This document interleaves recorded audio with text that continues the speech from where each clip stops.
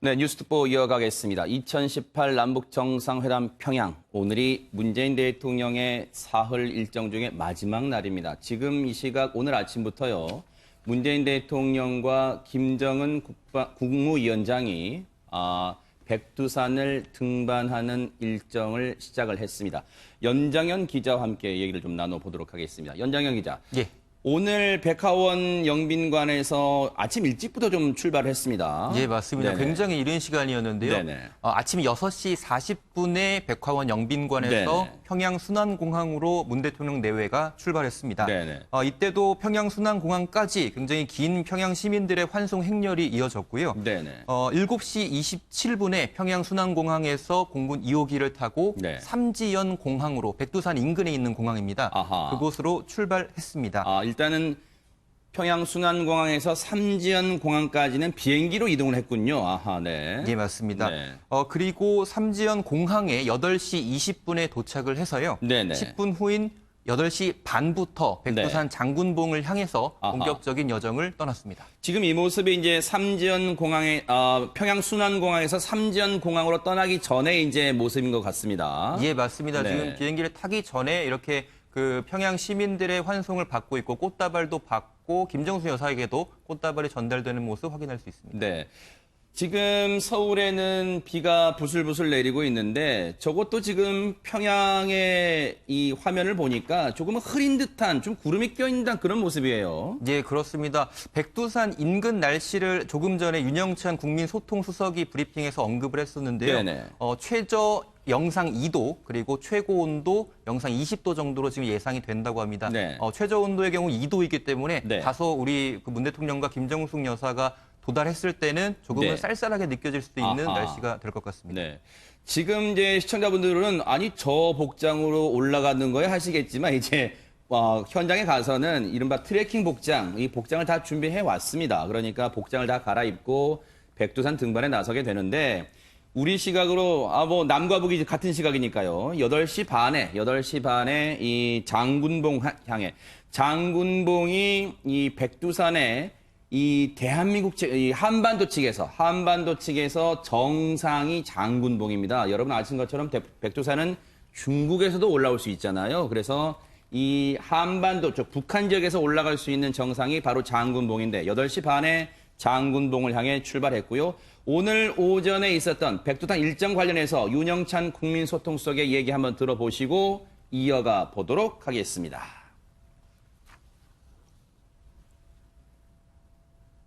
저희도 그렇고 방송이 북한 날씨를 보도하고 온 국민이 백두산의 날씨를 찾게 되는 상황도 새롭고 의미 있다고 생각합니다. 백두산 최저 2도, 최고 20도로 오늘 예고가 되어 있습니다.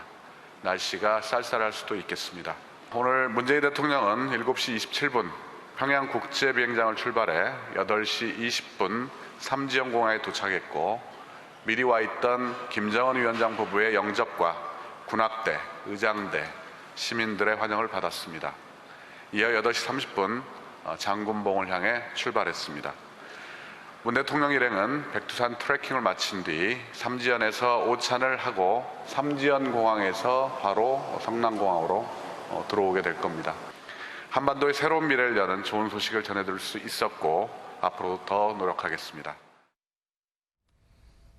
자, 오늘 아침 오전 9시에 있었던 윤영찬 국민소통수석의 이 백두산 등반 일정 관련 브리핑이었습니다.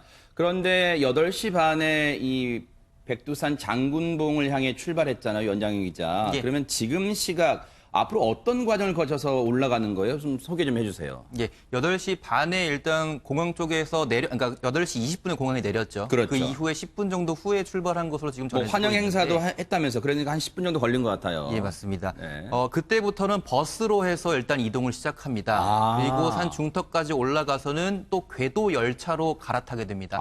그런 과정을 거치면 대략 1시간에서 1시간 반 정도가 소요가 되는데요. 네. 1시간 반이 소요가 된다고 한다면 지금 시간인 10시 4분인데 한 10시 정도면 1시간 반이 소요가 된 시점입니다. 지금 시청자분들의 이해를 돕기 위해서 저희가 상황도, 개념도를 그렸어요. 저렇게 삼지연공항에서는 버스로 산 중턱까지 올라가는군요. 아하. 예, 네. 맞습니다. 네. 근데 1시간 반보다 지금 기상 상황에 따라서 정확하게 전해지고 있지 않지만 네네. 여러 가지 변수가 있을 수 있기 때문에 네. 조금 더 지난 시점에 장군봉에 도달할 수도 있는 가능성을 열어둬야 될 것 같습니다. 네. 그 이후에 날씨가 좋다면 이제 천지, 백두산 천지까지도 관람을 할 텐데요. 네. 그때는 케이블카로 또 잠깐 이제 내려가는 아하.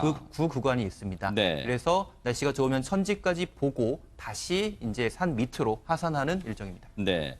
사실은 안찬일 소장님, 저 천지는 그동안 우리 국내에 계신 분들은 이제 백두산 갔다 오신 분들 여러 분 계시면 저도 이제 보도국에서요 방송 들어오기 전에 갔다 온 후배들 좀 있는가 좀 물어봤더니 가긴 가봤는데 주로 중국 쪽 코스, 중국에서 올라가는 코스로 다 가봤어요. 그러니까 이건 당연한 얘기겠습니다만 북한 지역을 가서 이 백두산 올라가기는 지금 현실상으로는 어려운 상황이다 보니까 지금 그런가 본데 백두산 하면 이 문재인 대통령이 그렇게 가보고 싶던 어떤 소원이었던 그런 곳이잖아요. 그렇습니다. 네. 이게 백두산이 북한의 애국가에도 나오고 우리 애국가에도 그러네요. 나옵니다. 네. 우리는 이제 1절에 동해물과 백두산이 마르고 닳도록 이렇게 나오고 북한의 애국가는 2절에 나옵니다. 아, 그래요? 백두산 기상을 다 안고 뭐 이런 식으로 나오는데 네. 어쨌든 문재인 대통령께서 저기를 꼭 가보고 싶어 하신 것은 저게 그야말로 민족의 용산 아니겠습니까? 그러네요. 우리 8천만 민족의 정신적 뭐라고 할까 진원지라고 할까. 네. 그래서 이번에 평양에 가서 많은 그 평화 선언들을 했는데 그 출발을 어떻게 보면 백두산에 올라서 아하. 다시 한번 김정은 위원장과 손을 잡고 8천만 민족이 평화로 가자 이렇게 선언한다면 그 상징성이 그 과거에 이제 정상회담 평양에서 합의문으로 발표하던 것보다 훨씬 더 호소성을 가지고 있고 아하. 국제사회에도 많은 이미지를 줄 것이라고 봅니다. 그럴 것 같아요. 맞습니다. 저도 아마 많은 분들도 시청자분들도 그런 생각하실 것 같다는 생각 드는데요. 자, 백두산 관련해서요. 문재인 대통령 얘기 한번 들어보시고 이어가 보도록 하겠습니다. 내가 오래전부터 이루지 못한 꿈이 있는데 바로 백두산과 개마고원을 트레킹하는 것입니다. 김정은 위원장이 그 소원을 꼭 들어줄 것이라고 믿습니다. 내가 퇴임하면 백두산과 개마고원 여행권 한 장 보내주지 않겠습니까? 하지만 나에게만 주어지는 특혜가 아니라 우리 민족 누구에게나 그런 날이 오기를 기원합니다. 네, 지난 4월 27일 판문점 정상회담 만찬 때 건배사 때 저렇게 직접 밝히기도 했어요. 대통령의 문재인 대통령의 평생 꿈이 백두산 등반하는 거다 하는데 김기호 교수님 그런 점에서 보면은 김정은 위원장이 문재인 대통령에게 커다란 선물을 준 것 같긴 합니다. 그렇죠. 아마 그때부터 이렇게 평양으로 오시라 할 때부터 네. 그걸 염두에 두고 준비하지 않았을까 싶고 우리 그 실무진들도 사전에 준비 단계에서 네. 트레킹 복장 등 이런 거 다 챙겨간 것 같아요. 그래요, 네. 그리고 그 오늘 이 시간 계획도 느슨하게 이렇게 해놓은 게 네. 그걸 염두에 뒀지만 밝히지는 않고 네. 어젯밤에 이제 깜짝 이렇게 밝힌 건데 네. 북한에서는 왜 백두혈통이라는 말이 있습니다. 아하. 예, 지금 아까 화면에 잠깐 정일봉이라고 잠깐 보여줬는데 네. 북한에서는 저기가 그 김일성 주석의 수령이 항일 혁명 운동을 하던 것에 백두산 미령이라는 말을 비밀 캠프다, 야영장이다. 그래서 네네. 미령이라는 말을 붙이고 네. 그 백두산 그 정일봉 밑에 귀틀집에서 김정일 전 국방위원장이 태어났다는 거예요. 사실은 네. 러시아 블라디보스토크 근처에서 태어났는데 네. 그리고 그 김정은 위원장 소개 영화 보면은 방금 그 공항 내린 삼지연 네네. 그곳이 이제 백두산이 행정구역상으로 북한의 양강도 삼지연 군이에요. 아하. 그래서 그 삼지연 그 해산 그 네. 보천보 전투가 있던 곳인데 네네. 그런 곳으로 굉장히 그 성역화해서 그 김정은의 고향도 삼지연이다 이럴 정도로 해서 네. 이 뭔가는 북한에서 이게 백두혈통 또는 그러네요. 백두산 민족이란 말도 쓰고요. 네네. 백두산 정신이라는 말을 쓰고 그래서 네. 또 이제 최근에는 그 삼지연 공항을 이용해 가지고 원산 갈마공항 마신령 스키장까지 해서 네. 관광 벨트로까지도 이어질라 그러니까 네. 아마 이제 그 우리 문재인 대통령의 소망을 담아서 네. 그 상징성도 있고 네. 여러 가지 그 또 관광 경제까지도 내다본 네. 다목적 포석으로도 하면서 네.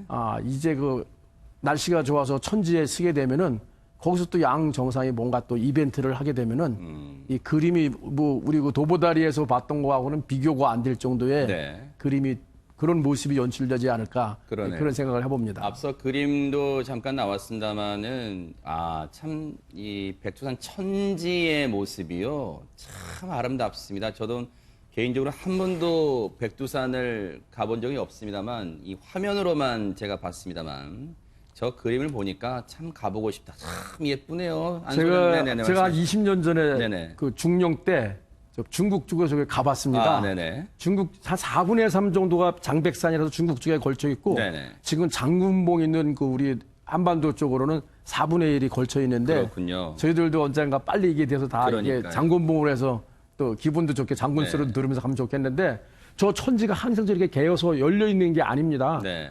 거의 저기 한 2,700 몇 미터가 되니까 네. 늘 구름과 강한 안개, 짙은 안개에 쌓여 있는데 네. 제가 갔을 때도 그냥 깜깜하더라고요. 네네. 그게 너무 억울하지 않습니까? 네.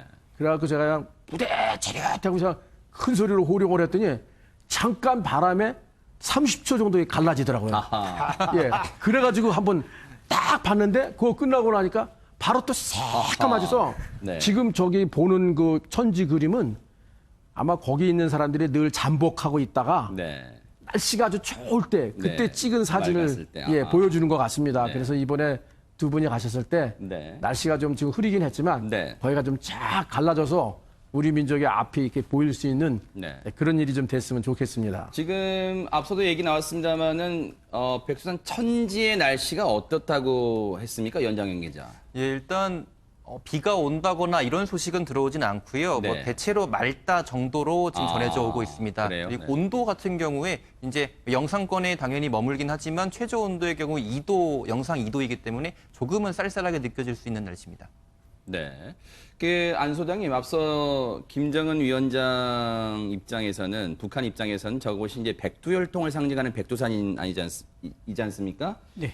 그런데 2011년부터 집권한 김정은 위원장 입장으로 보면 사실 중대 결심, 중대 결정을 내릴 때마다 저곳 백두산 인근에 있는 삼지연 이곳을 찾았단 말이에요. 뭔가 결단의 장소이기도 하다 이런 생각도 들어요. 김정은 위원장 입장에서는요. 그렇죠. 2011년에 이제 김정일 위원장이 사망하고 2012년에 이제 공식 지배자가 됐다고 네. 볼 때 2013년 12월 12일에 이제 장성택을 비롯한 일부 당 관료들을 숙청 초용하지 않습니까? 네. 이것은 김정은에게는 상당한 중대 결단이었습니다. 네. 자기 고모부, 어떻게 보면 자기의 강한 후견자의 한 사람이고 이런 사람을 네. 처용하고 총살해야 된다는 게 중요한 결단인데 네. 백두산 삼지연에 가서 그 8인방을 데리고 가서 네. 그걸 결정을 했습니다. 그 이후에도 뭐 현영철 인민무력부장을 처용할 때도 그렇고 중요한 결단이 있을 때마다 갔고 작년에도 가서 결국 평창 올림픽에 참가하는 곳 뭔가 변화로 가겠다는 걸 결정했기 때문에 네. 이번에 특히 이제 혼자 가는 게 아니라 문재인 대통령과 같이 가니까 여기서 뭔가 또 다시 한반도 우리 8천만 민족이 나아갈 평화 프로세스에 대해서 네. 중대한 메시지를 던질 것 같습니다. 그러니까요. 작년 11월 29일 그 화성 15형을 쓰고 핵무력을 완성하고 이제 핵국가가 됐다는 걸 선언할 때도 삼지연에 갔다가 백두산 그 천지압까지 올라가서 겨울에 그렇죠. 그 자리에서 그걸 선언했거든요. 네. 저 삼지연에 가면은 김종숙 김일성 주석의 부인이죠. 네. 이름이 문재인 대통령 이름이 같은데 그 할머니 네. 백두여장군이라 그 동상이 있습니다. 네. 주로 그 김종숙 그 백두여장군 동상 앞에서 많이 결의를 하고요. 네. 바로 아까 나왔는데 그 혁명성지라 그래서 김정일 장군이 태어났다는 귀틀집이 바로 있고 정일봉이 있습니다. 네. 그걸 다 참배하기 때문에 네. 바로 그런 코스를 밟아서 올라가고 거기서 또 이렇게 결의를 하고 내려오고 네. 예, 중요한 그 고비가 있을 때마다 네. 예, 그렇게 했어요. 지금 저 백두산에 지금 시각 아마 이제 뭐 기상 상황이 조금 변수가 되겠습니다만 8시 반에 장군봉으로 출발을 했으니까 지금 그 올라가는 과정은 저희가 실시간으로 화면을 볼 수가 없어서 추정밖에 할 수가 없습니다만 연장현 기자 지금쯤 대략 따져보면 예상대로라면 정상 부근까지는 갔을 것 같다는 생각도 들어요. 예, 그렇습니다. 네. 이론적으로 1시간에서 1시간 반 정도면은 장군봉까지 도달할 수 있다로 네. 알려져 있기 때문에 10시 정도에도 도착을 했을 수도 있고 네. 10시 15분인 지금도 물론 도착했을 가능성도 네. 있습니다. 이곳 장군봉의 높이도요, 상당히 해발 고도가 높습니다. 2,749m. 그러니까 상당히 높은 곳이에요. 그러니까 올라가면은 이 웬만한 복장을 든든하지 않고서는 굉장히 추울 수가 있어요. 그리고 앞서 윤영찬 소통수석의 이 브리핑도 있었습니다만 오늘 기상 상태가 날씨가 꽤 쌀쌀하다고 했기 때문에 장군봉 정상에서는 굉장히 더 차갑게 느껴질 수도, 체감 온도가 더 차갑게 느껴질 수도 있을 것 같습니다. 네. 그 날씨 온도도 중요하지만 저기서 가장 중요한 건 시계입니다. 시계. 아하. 어느 정도까지 보이느냐. 예, 네. 예. 예를 들면은 그 삼지연 그 백두산 중턱에서 궤도 열차로 올라갈 때도 네. 시계가 많이 보장돼야 좋고 네. 특히 가장 어려운 시계는 장군봉에서 천지까지 내려오는 거리가 한 1.5km 되는데 아하. 그 천지에 구름이 가려가지고나 전체 껴가지고 잘 앞이 캄캄해서 전혀 암흑같이 안 보이게 되면은 네. 내려오기가 어려울 수도 있습니다. 아하. 예, 그래서 그때 시계가 얼마나 보장되고 또 바람. 네. 바람이 얼마나 강한 속도로 부느냐. 네. 그것도 굉장히 중요한 변수로 작용할 수 있습니다. 네.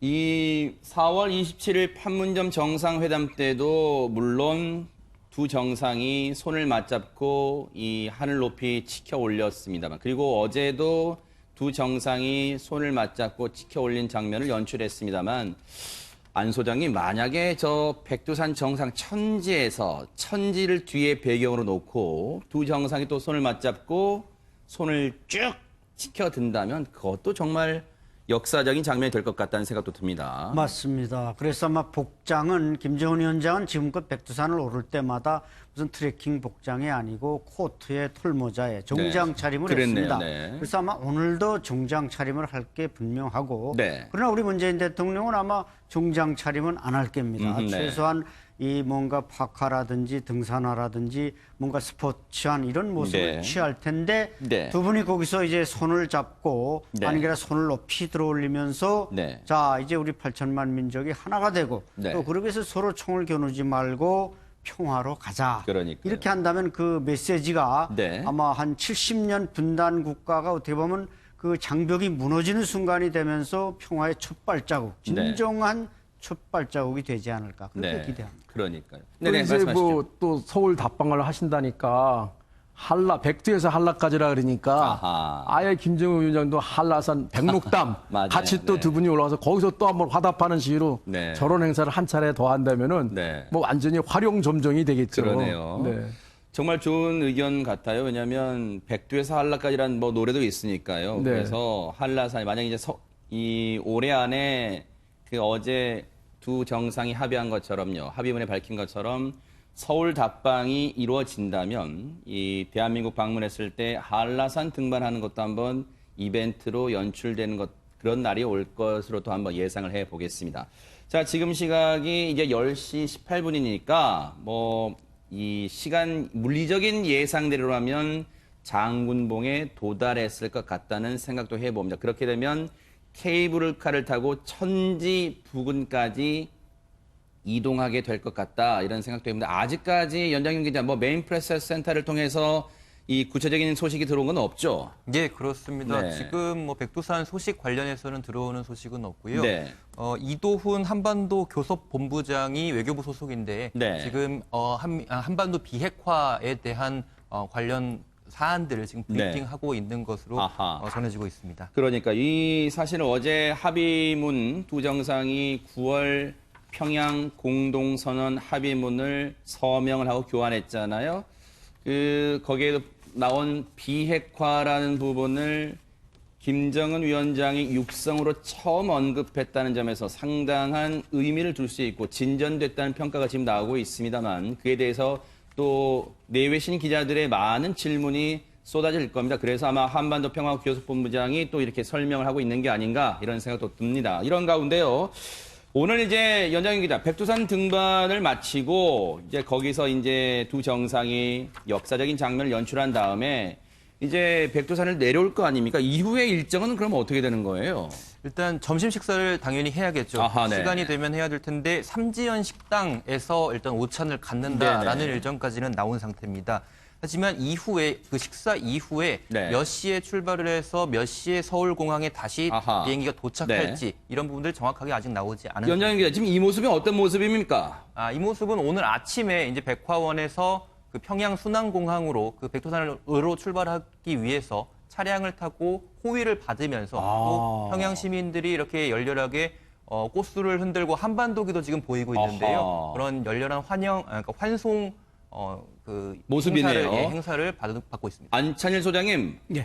이른 아침인데도 많은 평양 시민들이 꽃술과 한반도기 들고 지금 환송을 하고 있습니다. 그렇죠. 7시 때인데 아마 저분들은 6시쯤 아마 나와서 다 도열해 있을 그랬겠네요. 텐데 네. 우리 대통령을 저렇게 갈 때, 올 때 열렬히 환영한다는 것은 상당히 그 이례적인 거고 네. 역시 아마 김정은 위원장의 뭐 다 지시에 의해서 저런 행사들이 진행되겠습니다만은 네. 이번 그 평양 그 3차 남북 정상회담을 보는 북한의 관점을 알 수가 있고 아하. 또 그만큼 이제 평화 뭐 통일 네. 저분들이 이제 항상 조국 통일을 외치고 있지 않습니까? 네. 다른 뭐 정치적권은 외치지 않고 네. 그런 걸 보면은 북한 지도자나 또 인민들이 얼마나 통일에 대해서 갈증을 느끼는가, 평화에 대해서 갈증을 느끼는가, 네. 또 우리 대통령의 그 한반도 평화의 어떤 비중과 권위가 얼마나 높은가 네. 이런 것을 이제 아주 적나라하게 보여주고 있습니다.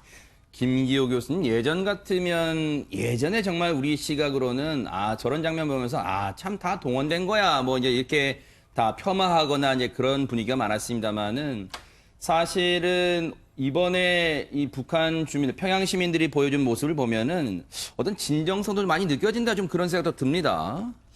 예, 그 참 전 두 가지가 좀 다가 아닌가 싶습니다. 아하. 네, 좀 동원된 측면이 좀 많이 있을 것 같은데. 네. 그런 점 무시할 수 없겠죠. 네, 네네. 네. 그 안에서 그래도 비교적 이 자유스럽게 네. 예, 이렇게 이 꽃줄만 들은 것도 아니고 네. 또 한반도기도 들은 사람도 있고 그래서 전보다는 보다 좀 이렇게 자연스럽게 네. 이렇게 한 점이 조금은 좀 달라 보인다. 네. 이제 언젠가는 이제 다 알게 되면은 물론 네. 진정으로 이제 자유롭게 그렇죠. 나와서 네네. 하는 그런 날이 오면 더 좋겠죠. 네. 네. 물론 감상적으로만 접근하는 건 경계해야겠습니다만 네, 그래도 네. 앞서 안 소장님 말씀처럼 이번에 정상회담을 보면서 11년 전 그리고 2000년 때와 비교하면 18년 전 때와 비교하면 그래도 상당히 평양의 분위기가 안 소장님 많이 좀 달라졌다. 뭐 격세지감이란 표현이 좀 어울릴지는 모르겠습니다만 많이 달라졌다는 느낌을 좀 시청자분들께 안방까지 좀 전달이 될까 이런 생각도 해봅니다. 아마 우리 시청자들께서 충분히 그런 달라진 점을 느꼈을 겁니다. 네네.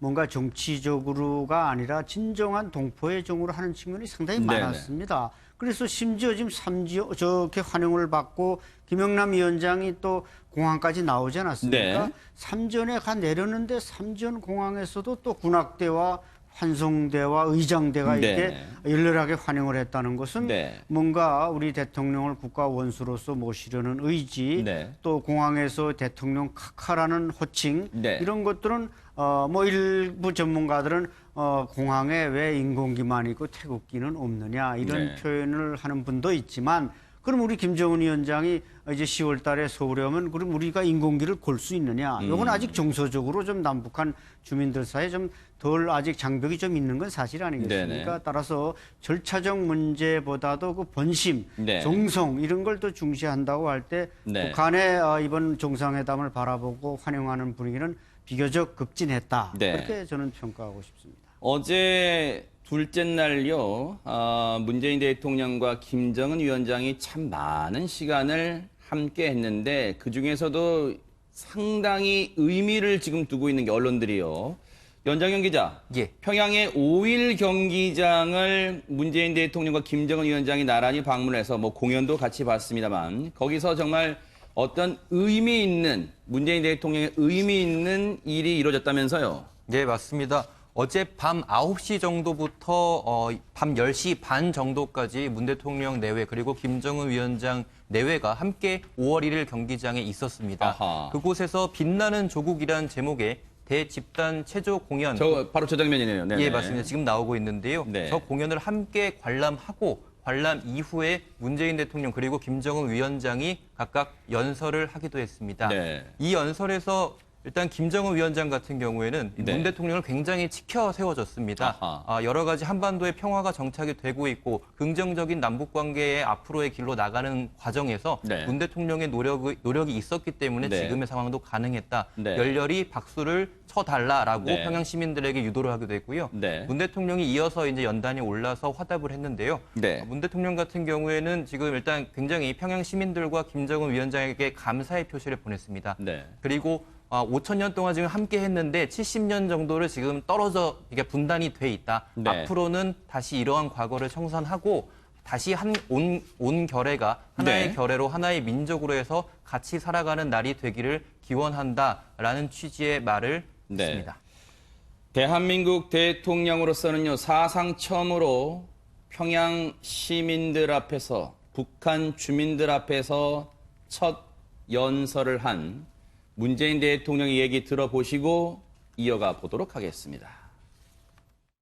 오늘의 이 귀중한 또 한 걸음의 전진을 위해 평양을 방문한 문재인 대통령의 지칠 줄 모르는 열정과 노력에 진심 어린 감사의 뜻을 표하고 싶습니다.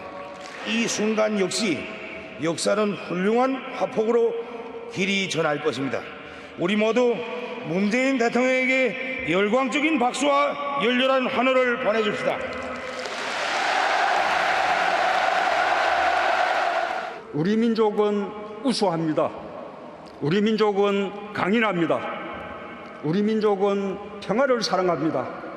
그리고 우리 민족은 함께 살아야 합니다. 우리는 5,000년을 함께 살고 70년을 헤어져 살았습니다. 나는 오늘 이 자리에서 지난 70년 적대를 완전히 청산하고 다시 하나가 되기 위한 평화의 큰 걸음을 내딛자고 제안합니다. 김정은 위원장과 나는 북한남 8천만 개의 손을 굳게 잡고 새로운 조국을 만들어 나갈 것입니다. 우리 함께 새로운 미래로 나아갑시다. 네. 5.1 경기장. 이 평양 능라도에 있는 5.1 경기장에서 한 7분 정도 연설이 이어졌습니다. 문재인 대통령의 대한민국 대통령으로서는 사상 처음으로 북한 주민들, 평양 시민들 앞에서 7분 정도 연설이 한 역사적인 장면이라 할 수 있겠는데, 김기호 교수님, 7분 동안 연설이 이어지는 동안 12차례 평양 시민들이 기립박수도 보냈습니다. 무려 15만 명, 정말 규모가 큰 경기장입니다. 15만 명의 시민들 앞에서 7분간 연설, 12차례 기립박수도 나왔다고 합니다. 그 정확히 인원을 얘기하면 군중들이 15만 명이고 공연에 참가한 인원이 5만 명이라 네. 평양 시민 그 20만 명에게 네.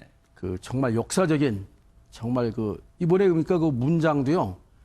짧은 문장으로 구어체로 가슴에 팍팍 박히게 네. 정말 그 좋은 문장을 잘 쓰셨더라고요.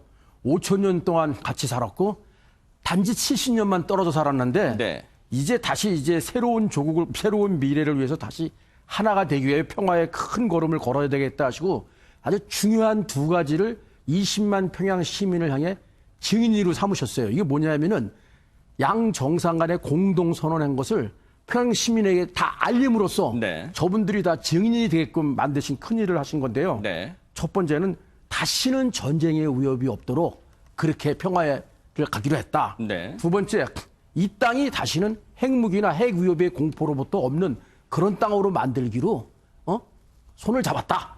이런 식으로 해가지고 네. 이것을 이제 통상 그 전에 이런 게 있으면 북한 주민은 잘 모르는 그런 경향이 많았거든요. 네. 근데 이번에는 아예 거기 그냥 마이크를 향해서 네. 당초 예정된 거는 1, 2분이라 할 것 같은데 7분 정도. 네. 예. 그래서 저 어제 수업 끝나고 참 들었는데 네. 막 이렇게 가슴이 뭉클해지는 네. 예, 그런 정말 저거를 좀 봤다는 거는 다소 논란의 대상도 있을 수 있지만은 저걸 딱 연설을 하심으로써 그것이 얻는 효과가 더 컸다. 네. 예, 이렇게 생각합니다. 지금 뭐 제가 알기로는 12차례 나왔던 걸로 알고 있는데 13차례 정도 박수도 나왔다는 얘기도 있네요. 그런데 앞서도 잠깐 나왔습니다. 한번 보세요. 저렇게 박수를 보내고 있습니다. 그리고 한 30초 정도 함성도 이어졌고요. 우레와 같은 함성이 나왔다고 합니다. 그런데 안찬일 소장님, 저 5일 경기장, 이제 화면만 보니까 규모가 상당하네요. 5일 경기장이 대체 어떤 곳입니까? 저것은 이제 평양에서 1989년에 열린 제13차 세계 청년학생 축전. 그러니까 우리 대한민국이 88년 올림픽을 개최하니까 북한도 뭔가 야 우리가 이게 남조선한테 질 수 있느냐 해서 제13차 세계 청년학생 축전을 개최하면서 그 메인 스타디움으로 만드는 겁니다. 그러니까 어떻게 보면 이제 장성택 부장, 이미 사라진 장성택 부장의 작품이다. 이렇게 볼 수가 있는데 네네. 어쨌든 15만 명이 수용되고 저 꼭대기에 이제 그 덮은 뚜껑은 뭐 낙하산이 떨어지는 모습이다. 뭐 꽃잎이다. 여러 가지 이제 해석이 분분합니다만은 네. 어쨌든 문재인 대통령이 아마 앞으로 전후로 저렇게 15만 명 앞에서 연설할 기회가 또 있을까? 저는 쉽지 않다고 봅니다. 그러네요. 물론 김정은 위원장은 또 있을 수 있습니다. 뭐 네. 트럼프가 이제 평양을 방문하면 트럼프에게도 저걸 보여준다면 그때 또 15만 명 앞에서 연설할 수 그럴 수 있겠지만 있겠네요. 네. 근데 제가 좀 관심 있게 본 것은 네네. 저기에 나온 평양 시민들의 표정이었습니다. 네. 우리 대통령이 연설할 때 대통령을 바라보면서 뭔가 그 절절한 표정들을 짓고 있는데 네. 저는 이제 북한의 20, 30대 저 젊은 군중들이 다 우리의 연속극, 드라마, 뭐 영화, 노래를 다 본 사람들입니다. 그래서 남조선의 부자 대통령이 왔다. 네. 이제 우리가 남한과 손잡고 저분의 어떤 방침, 평화 이런 데 따라 우리도 잘 살 수 있다. 네. 그래서 뭔가 좀 부러워하고 존경하는 절박한 그런 얼굴 표정들. 네. 저는 그렇게 읽었는데 네. 모르겠습니다. 다른 분들도 그렇게 읽었는지. 네. 저 공연 때요, 무려 5만 명, 연인은 5만 명. 그러니까 이 관중들은 저 경기장을 가득 메운 평양 시민들은 15만 명, 만석을 이뤘습니다. 그리고 저 공연에 나온 단원들이 5만 명. 그러니까 20만 명 앞에서 문재인 대통령이 사상 처음으로, 대한민국 대통령으로서는 사상 처음으로 북한 주민들 앞에서 연설을 하는 역사적인 장면도 연출했는데, 저 때 무엇을 연장 기자, 어떤 공연을 주로 본 겁니까? 설명 좀 해주세요. 예, 원래 빛나는 조국 같은 경우에는 북한이 네. 자신들의 체제를 대회에 과시하고 이제 선전하기 위해서 만들어진 공연입니다. 엊그제 구구절 때도 한 공연 아니에요? 그렇죠. 네, 맞습니다. 네. 이번 이제 정권 수립 70주년 북한 입장에서 네. 70주년을 맞이해서 새로운 버전을 또 내놔서 그래요? 주목을 끌기도 했는데요. 네네. 일단 김일성 주석의 찬양 내용이라든지 이런 네. 것들이 당연히 들어갈 수밖에 없는 공연입니다. 아하. 그래서 우리나라에서도 이 문 대통령이 관람한다고 했을 때 굉장히 네. 걱정이 있었는데요. 네. 하지만 북측에서 이러한 부분들을 고려해서 네. 청와대 브리핑에 따르면 이런 부분들을 고려해서 다 각색을 했다고 합니다. 그래요? 네. 그래서 김일성 주석에 대한 찬양 내용이라든지 네. 또 인공기도 1절 이번에 등장하지 않았던 아하. 것으로 전해지고 있습니다. 네. 그런 만큼 신경을 써서 각색을 했고 네. 대신 우리에게 좀 익숙한 노래들 또 많이 포함이 됐고 네. 또 카드 세션이 있었는데 이것도 아주 대규모입니다. 17,000여 명 정도가 함께하는 네. 일사불란하게 움직이는 카드 세션인데 이때도 뭐 문재인 대통령 열렬히 환영합니다. 네. 조국 통일 이런 문구들을 이제 다 배치를 함으로써 네. 철저히 문 대통령에게 환영의 메시지를 전할 수 있는 식으로 각색이 됐다고 합니다. 네. 여러 가지 메시지를 담고 있다 이런 생각이 들어요. 일단은 인공기를 등장하지 않았다는 것은 혹시라도 있을지 모르는 대한민국 내에 보수적인 정서를 고려했다는 생각도 들고, 반미 구호가 등장하지 않았다는 것은 또 미국에게 보내는 평화적인 제스처라는 생각도 해봅니다. 김기호 교수님, 네네. 원래 저 빛나는 조국이 원판이 아리랑 집단 체조였습니다. 그 아리랑을 보면은 처음 시작할 때 그 김일성 수령의 그 항일 무장 투쟁으로부터 시작돼서 그 반제국주의, 반일, 네네. 반미 그러면서 핵 개발을 하게 된 동기, 그다음에 김일성, 김정일, 김정은 그 세습 과정의 정당성, 체제의 정당성, 그리고 그 미제국주의에 대한 자기들의 행동의 정당성, 네. 예, 이렇게 해가지고 딱 엄청난 시간을 끌면서 1부, 2부, 3부 이렇게 되는 거를 네. 이제 다시 축소 편집을 해서 이번 구구절에 했던 게 빛나는 조국인데 네. 이번에는 이제 아까 말씀하신 대로 그런 것들을 다시 또 네. 재편집해서 한 것 같습니다. 네.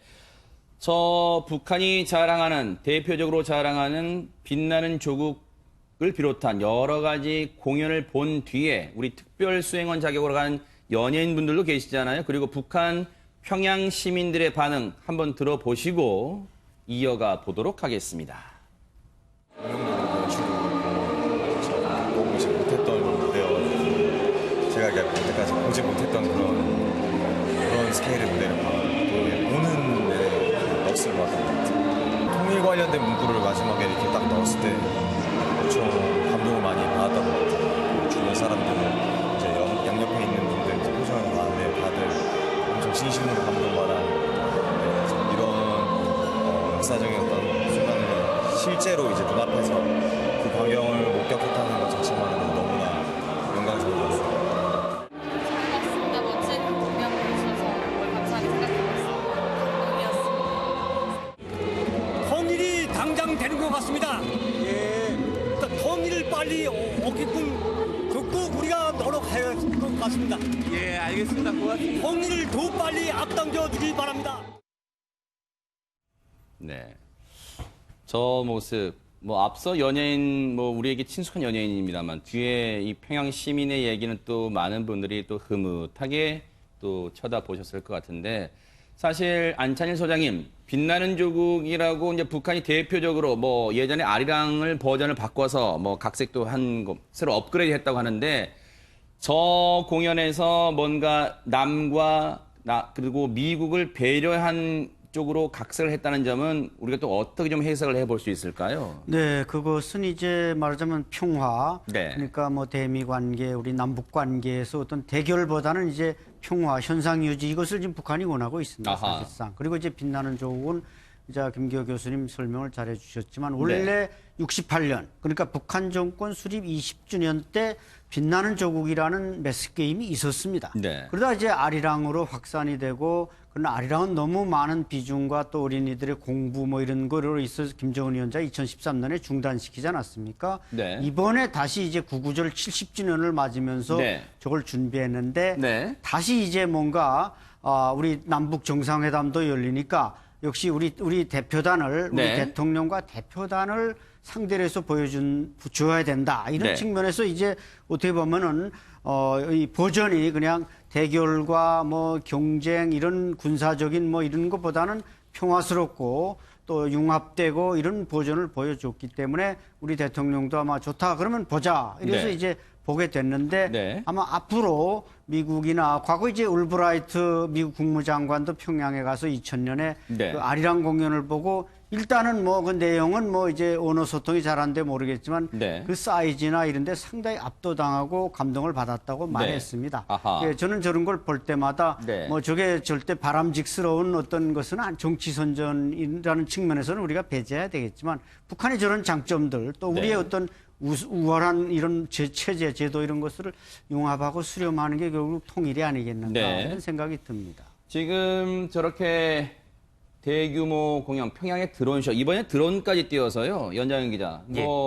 여러 가지, 글쎄요, 다채로운 화면도 많이 준비했다, 그런 평가가 나오고 있어요. 네, 이번에 새로 공개한 이 빛나는 조국, 그러니까 새 버전 같은 경우에 말씀하신 것처럼 드론이라든지 이런 것들, 과학 기술에 자신들이 또 뒤처지지 않고 있다. 이런 부분들도 강조할 수 있는 부분도 상당 부분 이 공연에 녹인 것으로 보입니다. 네. 예, 기존의 것들, 카드 세션이라는 것들, 이런 것들과 함께 어우러지면서 네. 또 이 빛나는 조국 공연 자체도 계속해서 발전해 나가고 있다라는 인식을 네. 전 세계 사람들에게 좀 주려고 한 것이 아닌가 이렇게 생각됩니다. 그러니까 바로 그 점인데 네네. 이제 김여정 일부 부장이 2월 달에 우리 평창에 오지 않았더라면 저 평양의 5.1 경기장에는 드론이 등장하지 못했을 것입니다. 바로 그 김여정 부부장이 와서 보고 정말 대한민국이 멋있게 하는구나. 우리도 네. 좀 따라 배우겠다. 그래서 이제 카피했다고 보면 카피한 거고 뭔가 이제 그 벤치마킹 한 건데 네. 바로 그런 것들이 이제 수렴과 융합이라는 이런 것을 아하. 발전시킬 수 있다는 것이죠. 네. 사실 평창 올림픽에 와서 우리 그 당시 송승환 감독이 총감독을 했었잖아요. 제 기억으로 그렇죠. 송승환 맞다면요. 맞습니다. 네. 예. 정말로 여러 가지 북한뿐만 아니라 전 세계에서 이 공연을 보면서 그 수준에도 많이 놀라고 그랬잖아요. 그래서 아마 그렇죠. 이 북한도 평양에 만약에 문재인 대통령 내외가 오게 되면 우리도 멋진 기술력이 뒤지지 않는다 이런 걸로 한번 보여주겠다 각오를 좀 다진 것 같다 이런 생각도 해봅니다. 자, 그런데 이렇게 능라도에 있는 북한이 자랑하는 5.1 경기장에서 이 북한의 대집단 체조인 빛나는 조국도 관람했습니다만 문재인 대통령이 늘 어떤 나라를 방문하게 되면 꼭 일정 중에 하나가 그 나라의 어떤 정서를 가까이서 느낄 수 있는 식당을 방문하기로 유명합니다. 예전에도 여러 차례 있었고요. 그래서 이번에도 청와대에서 브리핑을 했습니다만 대동강 수산물 식당에서 어제 환송 만찬을 했어요. 그 장면 좀 보시고 어떤 모습이었는지 좀 보시고 여러분과 함께 보고 얘기를 이어가 보도록 하겠습니다.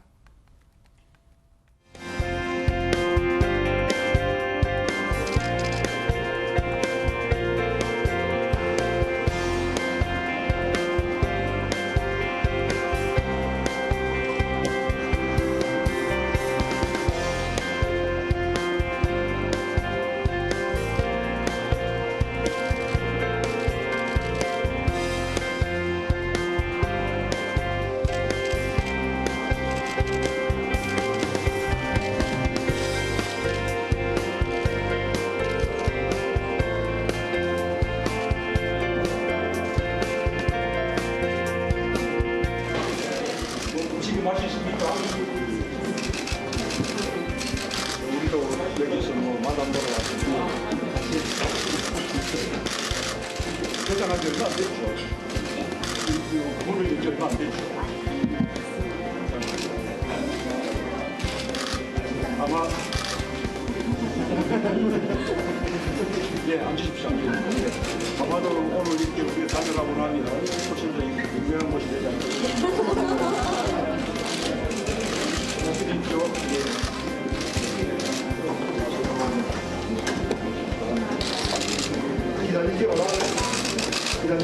아닙니다.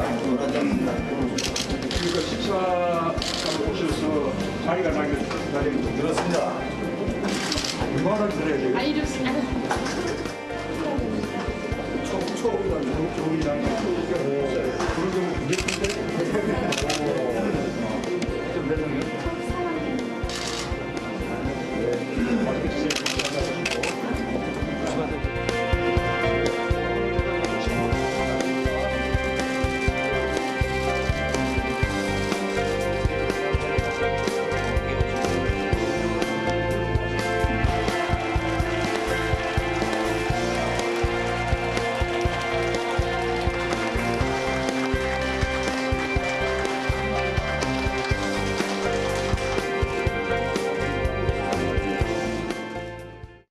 네, 저렇게 대동강 수산물 식당에도 김정은 위원장과 리설주 여사가 직접 자리를 함께해서 또 같이 식사를 하는 모습도 볼 수가 있었는데 애초에는 예상으로는 연장윤 기자, 예. 김정은 위원장 내외는 오지 않고 북한의 경제 관련 최고 책임자 정도는 오지 않겠느냐 뭐 이런 예상이 있었다면서요. 예, 정확합니다. 네. 그런 예상이 있었는데요. 하지만 김정은 위원장 내외가 한 20분 정도 시차를 두고 도착을 했습니다. 아, 그래요? 그래서 방금 보신 것처럼 함께 우리 문 대통령 내외와 함께 식사를 하는 모습을 아하. 같이 보실 수 있었을 겁니다. 네. 잠깐 네네. 예, 약간의 그 일정 그 변화도 있었는데 네. 이 조금 더 설명을 드리도록 하겠습니다. 일단 이 대동강 수산물 식당 같은 경우에는 올 7월 30일에 올해입니다. 문을 연 지가 얼마 안 됐습니다. 얼마 안 됐네요, 진짜. 예, 네. 문을 연 지가 얼마 안 된 건물이고 이 배를 형상화한 외경을 자랑하는 건물입니다. 그래. 진짜 배 모양이네요, 진짜. 아, 네네. 지금 보시는 것처럼 1층에는 대형 수조, 또 2층에 전문 식당, 3층에는 또 뷔페식 식당으로 구성이 돼 있고요. 네. 김정은 위원장이 직접 이름을 지어주고 또 아, 그래요? 이 부지까지 또 선정을 해줬다고 합니다. 아. 그만큼 애착을 쏟고 있는 건물로 보입니다. 네네. 대표적인 메뉴로는 뭐 철갑상어라든지 자라와 같은 고급 음식들도 먹을 수 있는 곳입니다. 아하. 근데 이제 안찬일 소장님, 저 영상을 보고 이제 우리 시청자분들은 에이, 저 정도가 무슨 평양의 시민들, 대중들이 가는 곳이야. 비싸겠구만. 뭐 그럴 것 같은데 실제 어떤 곳이에요? 저거 소개 좀 해주세요. 이제 연 기자님이 잘 설명했지만 어쨌든 북한의 이제 강북의 제일 유명한 식당 하면 옥류관이죠. 이제 점심을 드신 장소고. 네. 지금 강남의 제일 유명한 식당이라면 바로 저 대동강 수산물 식당입니다. 그래요? 어떻게 보면 북한의 최초의 최대의 횟집이다.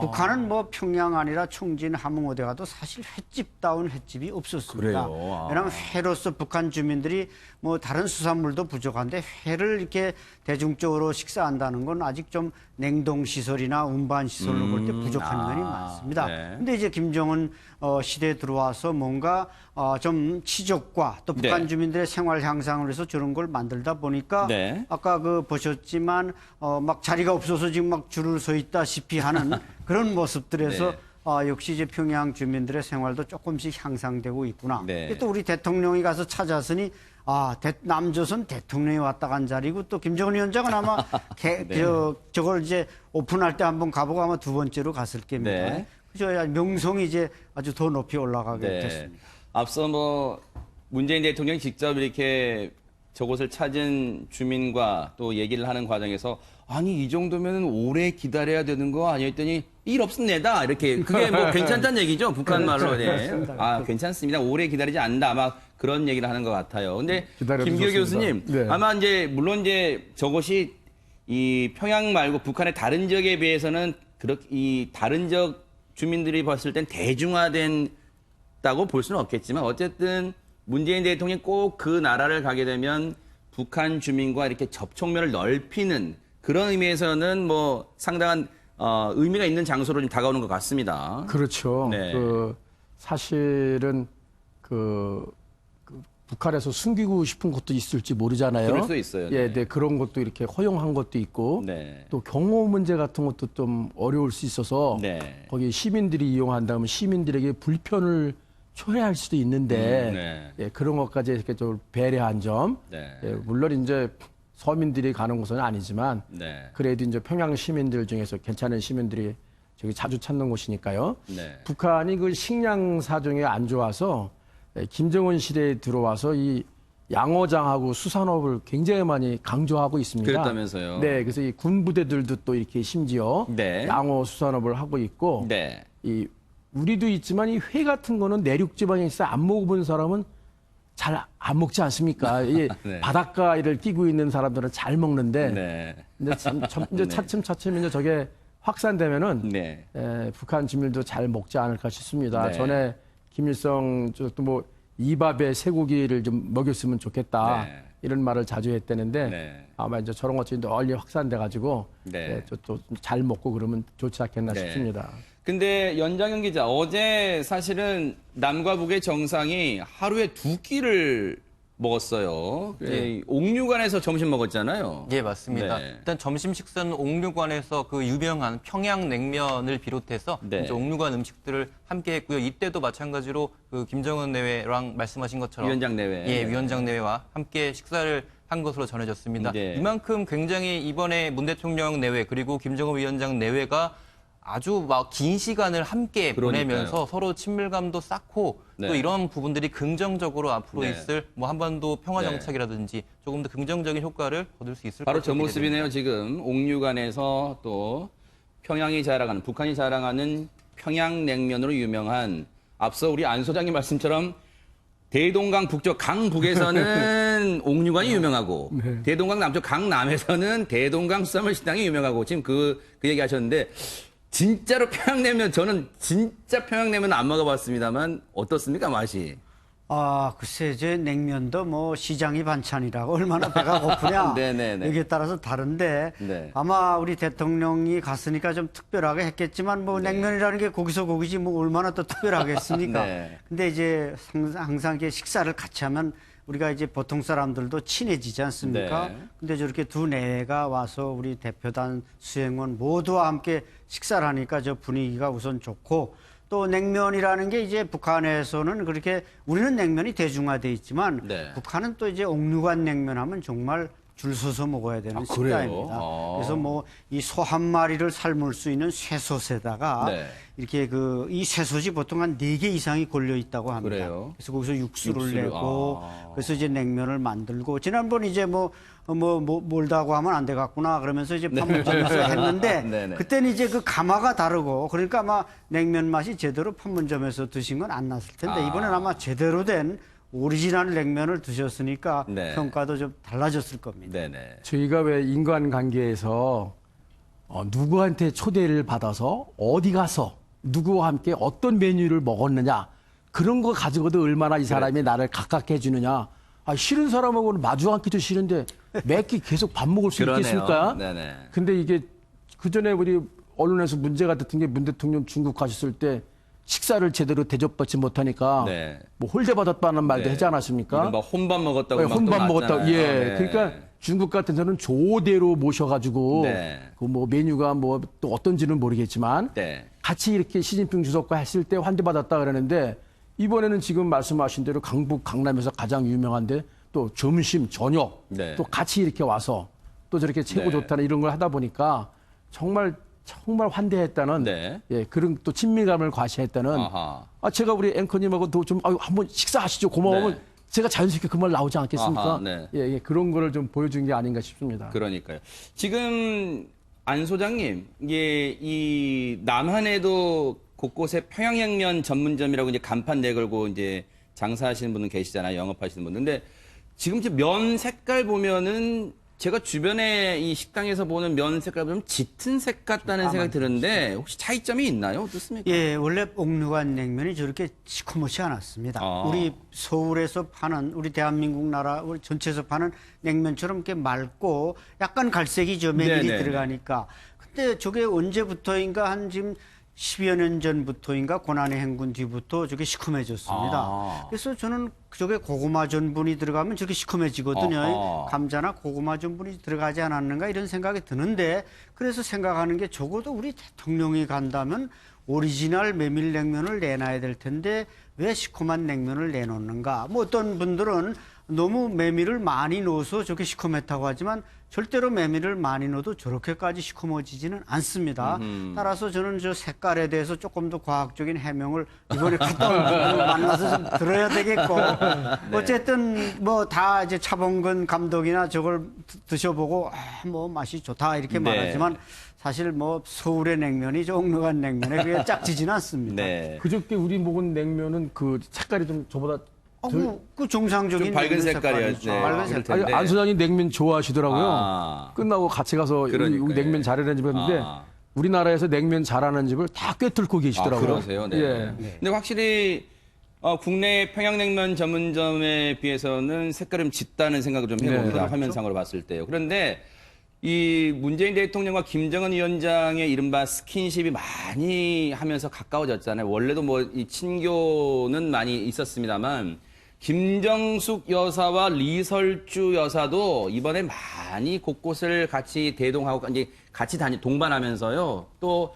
이 거리가 가까워졌을 거라는 생각도 해봅니다. 연장현 기자. 예, 맞습니다. 뭐 첫날부터 굉장히 같이 함께 수행하는 일정들이 많았습니다. 그랬죠, 네. 예, 특히나 이제 음대 같은 경우도 같이 종합음악대학 맞아요. 예, 거기를 같이 방문했었는데 그때는 오케스트라 공연을 함께 보면서 이렇게 귓속말을 자연스럽게 우리 김정숙 그랬어요? 여사가 리설주 여사 귀에다 대고 뭔가를 말하면 또 웃으면서 대답을 하고 네. 이런 좀 보기에 훈훈한 장면들도 많이 연출이 됐습니다. 네. 특히나 이 두 사람 같은 경우에는 음악을 전공했다는 또 공통 분모도 있기 때문에 네. 더 친숙한 것으로 보이고 네. 또 매 일정마다 같이 움직일 때마다 꼭 빼놓지 않고 손을 잡고 함께 굉장히 가까운 거리에서 이동을 하는 모습도 볼 수 네. 있었습니다. 조선중앙TV에서는 또 이례적으로 두 정상이 같이 나온 모습도 이제 방송을 내보내곤 했는데, 네, 김기호 교수님 말씀하시죠, 네네. 그 공통 분모가 많이 작용되는 곳을 고르는 네네. 것 같아요. 아하. 첫 번째 지금 말씀하신 음악 공감대. 네. 두 번째는 다 뭐 연배는 차지 어머니 아닙니까? 네. 그러니까 그 어머니로서 그 병원, 네. 예 이런 데서 그 어린이들을 돌볼 수 있는 보건의료기 열악한 것도 또 지원받을 수 있고 또 교육. 네. 교육이 중요한 거. 거기도 음악 영재들을 하는 네. 그런 교육하는 장소를 네. 봄으로써 공통점이 증가되도록 네. 그렇게 좀 했더라고요. 네. 자, 지금 이 시각 그러면요. 메인 프레스센터를 통해서 혹시 새로운 내용이 들어왔는지 연장현 기자 전해주시기 바랍니다. 예, 새로운 소식이 들어왔습니다. 백두산 관련 소식인데요. 조금 전 한 30분 정도 지났습니다. 10시 20분쯤에 이 남북 정상이 백두산 천지에 도착했다는 소식이 조금 전에 들어왔습니다. 천지는 그러면 장군봉에서 약간 케이블카를 타고 내려가는 곳이죠? 네네. 예, 맞습니다. 네. 케이블카를 타고 내려간 시점이 천지에 도착한 시점이 10시 그렇군요. 네. 20분 10시 정도로 20분, 네네. 지금 발표가 됐습니다. 네. 리설주 여사가 사실 이번에 같이 동행을 할까도 관심사였는데요. 네네. 지금 지금 이 전달 사항에 따르면 두 정상이 함께 산보를 시작했다라는 말을 봤을 때는 네. 리설주 여사도 이곳에 같이 지금 동행하고 있는 것으로 보입니다. 네. 그리고 이곳에는 우리 측 수행단도 함께 하고 있는데요. 뭐 강경화 네. 외교부 장관이라든지 이런 수행 단원들도 함께 지금 산보를 하고 있는 것으로 보입니다. 리설주 여사가 갔을 거예요. 왜냐하면 앞서 윤영찬 국민소통수석이 9시 브리핑한 다음에 이른바 카메라 꺼진 상태, 카메라 없는 곳 백브리핑에서 기자들 질문에 리설주 여사도 동행했느냐는 기자들의 질문에 그렇다고 들었다. 이렇게 얘기를 한 점으로 봐서는 리설주 여사도 또 김정숙 여사와 함께 이렇게 또 같이 친교를 더 쌓는 계기로 또 같이 백두산 등반에 나선 것으로 지금 보여집니다. 이렇게 되면 10시 20분에 천지에 도착했으니까 이렇게 되면 연장형 기자 또 천지를 바라보면서 남과 북의 정상이 뭔가 소회, 감회를 말한 이른바 메시지에 또 주목될 것 같습니다. 네, 그렇습니다. 어떤 메시지를 내놓을지도 지금 굉장히 관심이 가고 네. 있는데요. 특히나 이 남북 정상이 만났을 때는 항상 화제가 될 만한 장면이라든지 또 메시지가 그렇죠. 많이 나왔습니다. 네. 이렇게 지금 저희 스튜디오에도 그림이 나와 있는데 이 남북 정상이 함께 손을 붙잡고 이렇게 하늘 위로 올리고 있는 모습이라든지 이런 아하. 사진들 이번에 네. 백화원 영빈관에도 그림으로 사진으로 만들어져서 걸리지 않았습니까? 네. 그런 어떤 제스처가 있을 수도 있고요. 네. 또 백두산에 올랐기 때문에 문재인 대통령이 드디어 뭐 소원을 풀었다 이런 네. 식으로 그리고 또 김정은 위원장에게 초대해줘서 동행해줘서 고맙다 이런 메시지도 전달할 것 같습니다. 네. 그리고 추가로 만약에 한라산 나중에 김정은 위원장이 한국으로 왔을 때 한라산에서도 같은 제스처 내지는 같은 그림을 연출한다면 굉장히 네. 의미가 있을 것이기 때문에 이런 네. 부분들에 대한 것도 예상을 좀 기분 좋게 할 수 있을 것 같습니다. 그러니까요. 뭐 추정입니다만 문재인 대통령이 뭔가 감회를 얘기할 때 조금 전에 연장형 기자 얘기했던 것처럼 우리 김 위원장님 나중에 올해 안에 서울 답방하게 되면 저와 함께 한라산 등반을 같이 한번 하시죠라고 제안할지도 모르겠습니다. 또 그런 일이 또 오기를 간절히 또 고대를 해 보겠습니다. 예. 지금 케이블카로 천지로 이동했고요. 이제 이렇게 되면 두 정상이 나란히 또 천지를 함께 바라보면서 내려다보면서 여러 가지 또 개인적인 친밀한 대화도 나누고 또 진솔한 대화, 이 한반도의 평화를 걱정하는 진솔한 대화도 나눌 것 같고 또 조금 있으면 미국으로 날아갈 문재인 대통령에게 뭔가 또 당부의 말도 하지 않을까 이런 전망, 추정도 해봅니다. 일단 김기호 교수님, 네. 일단은 뭐 2박 3일간의 일정 물론 뭐 다 우리 국민 모두가 만족할 수는 없겠습니다만 뭔가 2박 3일 일정 여정이 이제 다 끝나갑니다. 앞으로의 실천이 물론 남아있고 중요해 보입니다만 일단 지금까지 분위기로는 참 2박 3일 일정 동안 많은 걸 좀 했다 이런 생각도 해봅니다. 그렇죠. 특히 4.27 판문점 선언이나 6.12 미국 싱가포르 선언에서 김정은 위원장이 육성으로 직접 비핵화에 가는 걸 밝히지는 않았지만 네. 이번에 이제 핵무기와 핵 위협이 없는 조선반도 한반도를 만든다고 지금 육성으로 표시한 점. 네. 그리고 이제 어제 저희들은 표정이 왜 회의 끝나고 좀 무거워서 좀 무거웠죠. 예, 네. 그래서 굉장히 우려를 했었는데 네. 그러면서 우리는 희망을 놓치지 않지 않았습니까? 네. 아마 여러 가지로 추론을 해보면은 네. 트럼프 대통령의 트윗이나 이런 걸 봤을 때 아마 첫날 거의 공동선언에 관한 문화는 잡히지 않았을까 싶고 네. 둘째 날은 이제 트럼프 대통령이 가서 가져갈 짐에 대해서 네. 그거에 대해서 집중적으로 논의를 하지 않았을까 싶고요. 네. 그때도 둘이만 아니라 양쪽에 서훈하고 김영철 배석자가 있었더라고요. 네. 예, 그런 거를 했을 때 아마도 더 많은 거를 좀 이렇게 했으면 했는데 네. 조금은 좀 저기 하지 않았을까 하는 아하. 그런 추론도 조심스럽게 되긴 되는데 네. 전반적으로 전쟁의 위협으로부터 정말 해소시켰다는 거. 네. 예, 그리고 이제 물론 말씀하신 대로 실천이 남아있긴 하지만 그래도 직접 육성으로 이렇게 했다는 데서 네. 의미는 많이 있겠습니다. 한편 먼저 미국의 요구대로 핵 리스트를 좀 제출하고 사찰을 받겠다는 그런 것까지 나왔었으면 좋겠지만 네. 아마 그거는 어쩌면은 네. 서신에 있거나 김정은이가 트럼프에 보낸 서신에 있었거나 아니면 네. 그 둘째 날 그 1시간 10분 대화한 거 있지 않습니까? 네. 그때 아마 확인해 줄 수는 없지만 네. 24일 날 이제 한미 정상회담에 나올 그런 내용들이 좀 있지는 않았을까. 네. 왜냐하면 나중에 그 안보실장 얘기한 거 보면 그 외에도 더 있었다는 얘기가 있는 거 봤을 때 그런 게 있지 않았을까 싶습니다. 네. 그 리설주 여사가요, 뭐 우리 김정수 여사랑 많이 친해졌잖아요. 그래서 그러는 걸까요? 여러 가지 어제 만남에서 참 많은 얘기, 살가운 얘기도 또 쏟아냈다고 하는데 그 모습 한번 보시고, 네, 저희가 잠시 뒤에 준비되면 이어가 볼게요. 어제 뭐 리설주 여사가 뭐 여러 가지 얘기를 할 때 뭐 지금 이 문재인 대통령과 김정숙 여사가 옥류관에서 평양냉면을 먹고 하니까 뭐 많이 더 유명해지지 않을까 뭐 이런 얘기를 했다는데 그 얘기 들어보시고 이어가 보도록 하겠습니다. 어렵사리 평양에서부터 평양냉면을 가져왔는데 평양냉면이 멀리 온 멀다고 말하면 안 되겠구나. 좀 맛있게 드셨으면 좋겠습니다.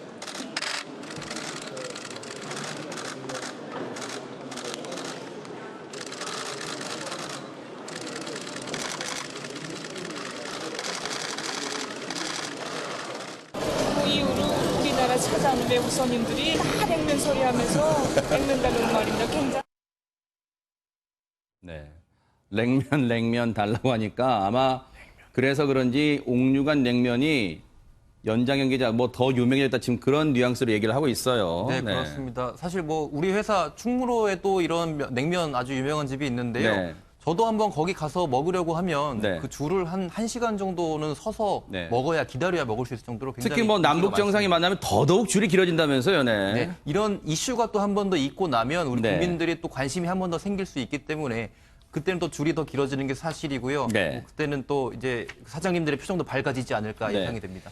김근식 교수님, 어제 이 대동강 수산물 식당에 앞서도 저희가 얘기 나눠봤습니다만 애초에는 북한 측의 경제 관련 최고 책임자 정도 오지 않을까 했는데 김정은 위원장과 리설주 여사가 직접 왔어요. 그런데 어제 그 자리에는 대동강 수산물 식당에는 18명의 기업인들, 수행하는 기업인들도 다 있었는데 또 그곳에서 김정은 위원장과 일일이 인사를 했어요. 그렇다면 뭔가 김정은 위원장의 이 마음속에는 앞으로 있을 남북 경협에 대한 상당히 기대감을 갖고 있다 이렇게 볼 수 있을까요? 우선 그 대동강 수산물 식당에 김정은 위원장이 나타난 게 일단 깜짝 나타난 거죠. 네네. 그러니까 그 우리 측에서도 아마 안 나타날 가능성이 높을 것이다. 아하. 왜냐하면 이제 우리도 여기서도 계속 이야기했습니다만 일반 식당이기 때문에 네네. 아무리 통제된 사회라 하더라도 북한의 최고 순회가 일반 식당에 나타난 것 자체를 하려면 북한으로서 굉장히 부담스럽거든요. 그리고 이제 또 하나는 문재인 대통령이 북한에 일단 일반 주민이 먹는 데서 먹고 싶다고 해서 했기 때문에 네. 또 주민들이 옆에 또 있어야 되는 거 아닙니까? 그렇죠. 또 주민과 대화를 나누기도 했잖아요. 네. 물론 이제 통제된 선발된 주민이겠지만 그렇게 해서 일반 주민이 왔다 갔다 하는 그런 아주 자연스러운 공간에 김정은이라는 북한의 수령이 나타나서 스스럼 없이 밥을 먹는 건 굉장히 부담스러울 수 있는데 깜짝 방문을 해서 식사를 했고 네. 말씀하신 것처럼 본래 그 자리에 그래서 우리도 안 오셔도 된다. 내가 이제는 마지막 날 저녁이기 때문에 내가 같이 온 우리 재계 인사들 고생했으니까 그 바쁜 와중에 평양에 와줬으니까 내가 좀 대접을 하겠다. 이렇게 이야기를 했기 때문에 재계 인사들을 접대하는 그런 자리였단 말이죠. 그러니까 아마 김정은 위원장이 나타난 것은 그만큼 문재인 대통령과의 이 평양 공동선언 합의문에 대해서 김정은 입장에서 봤을 때 굉장히 흡족해한 것 같고 아하, 네. 그다음에 또 한편으로는 재계 인사들이 왔다고 하니 네. 물론 내각 부총리랑 만나긴 만났습니다만 재계 인사들과 일일이 좀 안면을 트고 인사를 하는 것도 나쁘진 않고 왜냐하면 이번에 평양 공동선언 합의문의 비핵화 부분보다는 남북관계 진전하는 부분이 훨씬 더 많은 내용을 담고 네. 훨씬 더 진전된 내용을 담고 있잖아요. 네네. 개성공단 금강산관광 조건이 마련되면 재개하고 또 당장 도로 건설 도로 철도는 착공식 하겠다는 네네. 거기 때문에 아마 그런 면에서 향후에 남북관계가 잘 풀릴 경우에 네. 결국은 만나서 이제 투자를 하거나 무슨 경협을 할 경우에는 그런 큰 손들의 재계 총수들이 언젠가는 큰 역할을 해야 된다고 생각하면 북한의 최고 지도자로서는 가서 뭐 얼굴을 보고 인사를 하는 게 득이다. 아마 이런 생각을 하지 않았을까 싶고 어쨌든 이례적 행보인 거 분명해 보입니다. 네. 어제 9월 평양 공동선언문 두 정상이 이 얘기를 하고 이 낭독을 하고 얼마 안 돼서요.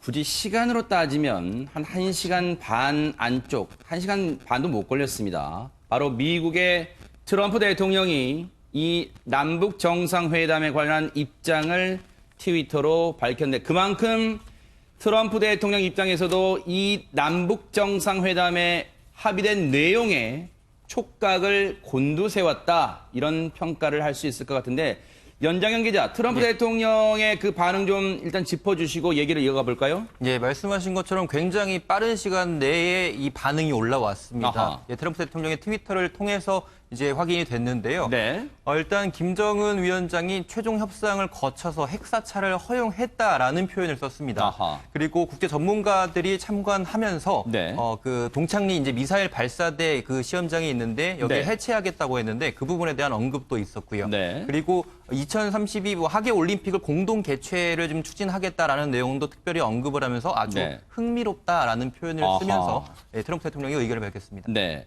근데 사실 김근식 교수님 앞서 그 SNS 내용 잠깐만 다시 한번 보여주세요. 이 트럼프 대통령이 SNS에서 밝힌 내용을 보면은 김정은이 최종 협상 거쳐 핵사찰을 허용하고 핵사찰이라는 표현은 사실은 합의문엔 들어있지 않은 표현이란 말이에요. 그렇다면 이 부분은 어떻게 해석을 할 수 있을까요?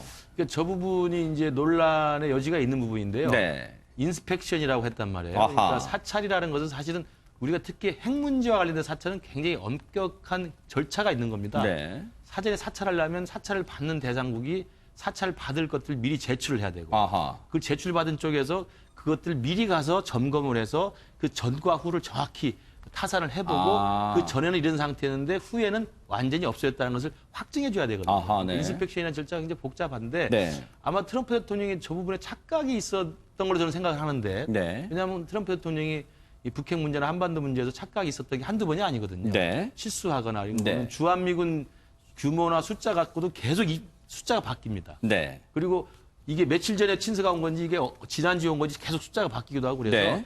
물론 이제 순간 착각할 수도 있겠습니다만 저 뉴클리어 인스펙션이라고 하는 핵사찰은 트럼프 대통령이 이 남북 정상선언을 잘못 오독했거나 네. 아니면 또 하나는 뭐 일각에서도 거론합니다만 정상회담 합의문은 나오지 않지만 네. 트럼프 대통령에 전달된 별도의 내용이 있지 않냐 하는데 저는 그 부분은 가능성 높지 않다고 봅니다. 왜냐하면 아하, 네. 정상회담 선언이 나온 바로 직후에 나온 건데 네. 평양의 사정에서 우리 측 대표단 중에 누가 아니면 그 북측에서 미국의 트럼프 대통령이 직접 그 내용을 그렇게 신속하게 전달할 수 네. 있는 거거든요. 아하. 그다음에 시각적으로 시간도 그렇고요. 네. 그래서 저 부분은 트럼프 대통령의 착각이나 오독일 가능성이 크다고 보고요. 네. 또 하나는 트럼프 대통령이 이제 좀 더 과장되게 해석을 하면 네. 트럼프 대통령이 좀 보고 싶은 것을 보다 보니까 이런 내용이 나오니까 이걸 좀 확대 해석한 측면도 있는 것 같아요. 네. 왜냐하면 그 동창리 미사일 시험 발사장에 유관국 전문가들이 참관한다 이렇게 돼 있거든요. 네. 그 참관이라는 단어를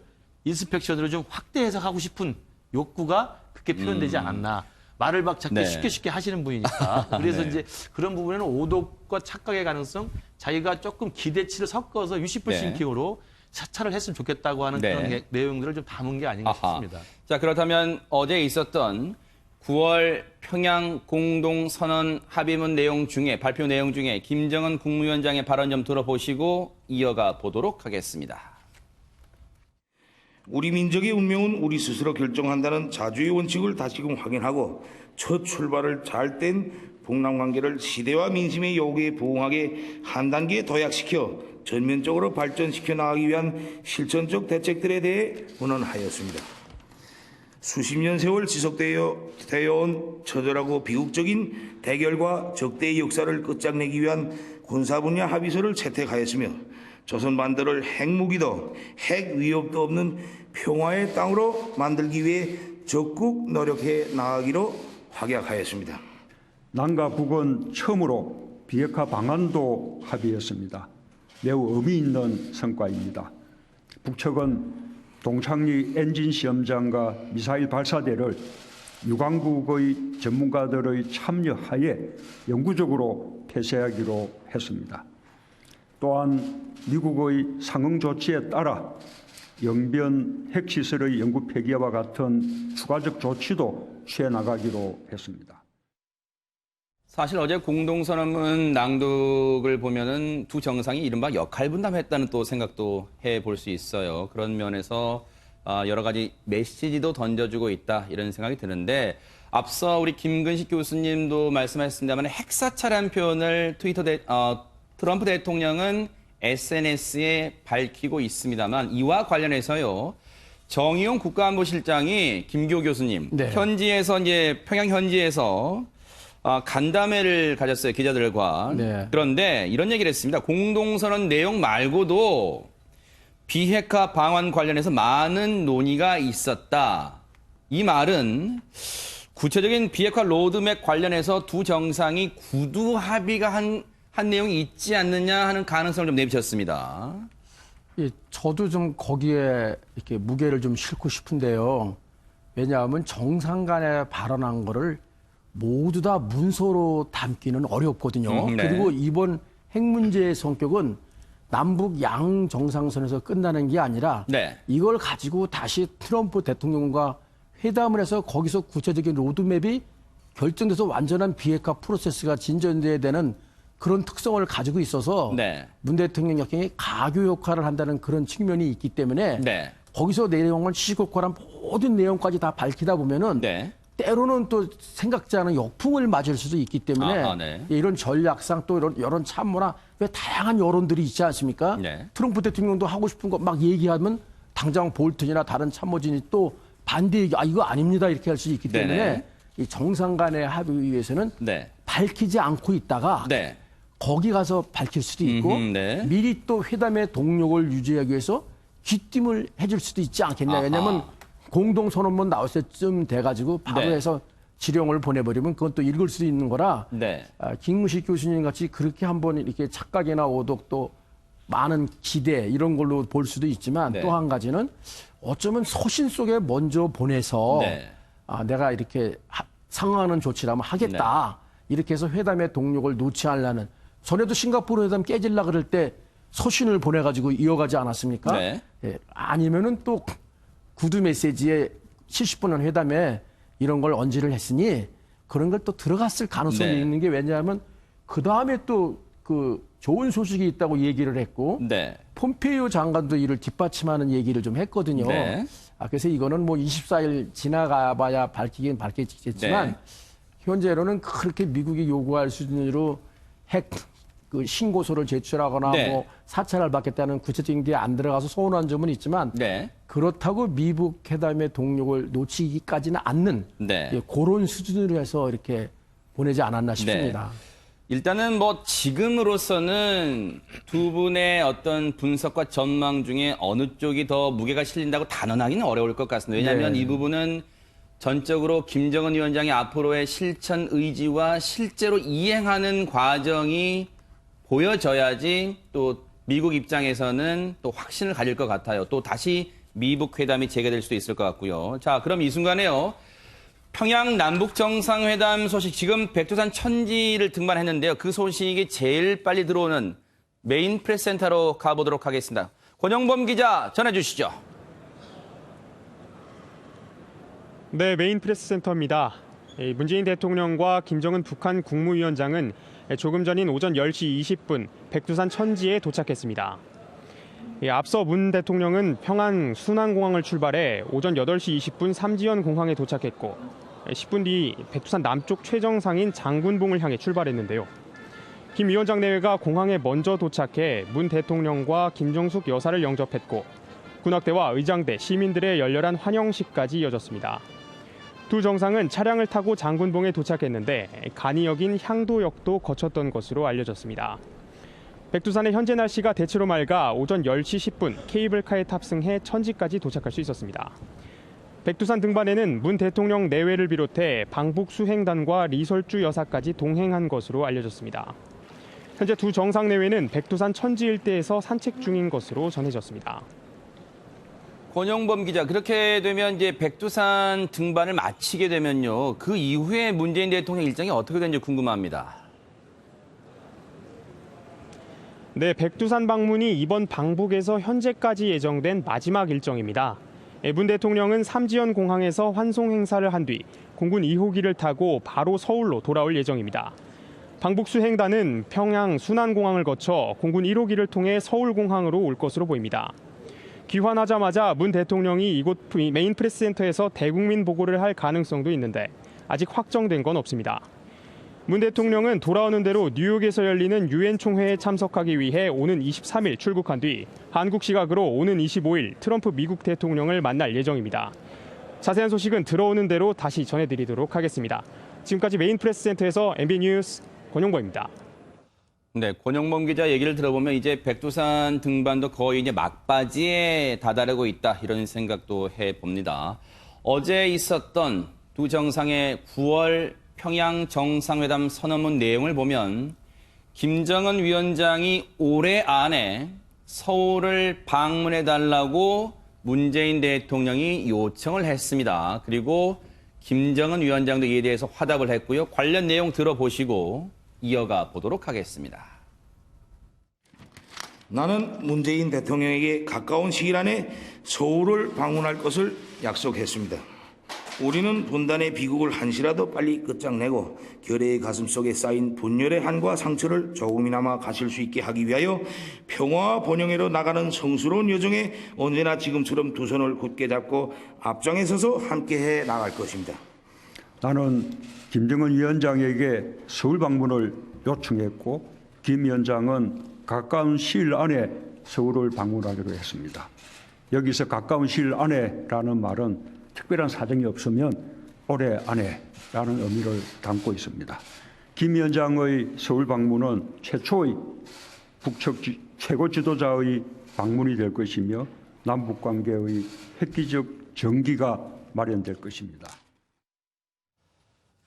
김근식 교수님, 네. 이 서울 답방, 물론 이제 예전에도 김정일 국방위원장이 답방할 것이다, 답방할 가능성이 크다 했지만 결국은 불발됐잖아요. 그렇죠. 이번에도 진짜 와봐야지 답방이 됐구나 하겠지만 일단 지금 분위기로 봐서는 어느 때보다도 가능성이 높다 이런 분위기인데 만약에 그런다면요, 시기적으로 언제쯤 서울 답방한다고 우리 점쳐볼 수 있을까요? 일단 10월 달은 사실은 이제 지금 당장 돌아오면 문재인 대통령이 유엔에 가가지고 한미 정상회담 해야 되고요. 그다음 10월은 이제 그 이후에 문제가 잘 풀려서 비핵화가 진전되는 계기를 찾으면 폼페오가 들어가야 되고 북미 정상회담부터 해야 되고, 그러니까 북한과 미국 사이에 좀 한 단계 풀어야 될 시기가 남아 있는 거죠. 그리고 이제 그게 11월 초에는 또 미국의 중간 선거가 있기 때문에 아마 그 기간까지는 서울 답방을 할 수 있는 외교적인 환경 자체가 일정상 나오지가 않을 겁니다. 그래서 네네. 아마도 10월은 9월까지는 한미 정상까지 해서 이번에 남북 정상회담의 이 영향을 미국까지 전달해 주는 걸로 하고, 10월은 북미 정상 간에 또 어떤 회담이나 관계나 그 협상이 있으면 그게 진전되는 것에 따라서 11월 중간선거 이유가 되겠죠. 그러니까 중간선거까지는 뭐 트럼프 대통령도 사실은 움직이기가 힘들고 그렇기 때문에 아마 11월 중간선거 이후에 만약에 트럼프 대통령이 이길 경우에 그리고 북미 간의 비핵화 협상이 계속 속도를 낼 경우에는 저는 11월과 12월 그 중간 어간에 김정은 위원장이 올 수 있는 시기는 그때뿐일 거라고 생각합니다. 왜냐하면 12월 연말로 가면은 북한도 전체적으로 모든 조직이나 기관이 결속 사업을 해야 돼요. 연말을 다 정리하고 해야 되고 그다음 신년사도 준비해야 되고, 또 하나는 11월 28일 넘어가면 김정일 또 추도식이 있습니다. 12월 17일. 그러니까 그런 면에 되면은 사실은 올 수 있는 기간이 사실 한정돼 있거든요. 그래서 아마 대부분 추측하는 것처럼 11월 정도가 그나마 우리가 택일할 수 있는 날이 되지 않겠나 생각합니다. 물론 이건 이제 우리 국내 언론이나 이제 이 국내 시각으로 추정을 해보는 거잖아요. 그런데 어쨌든 사실 이 추정이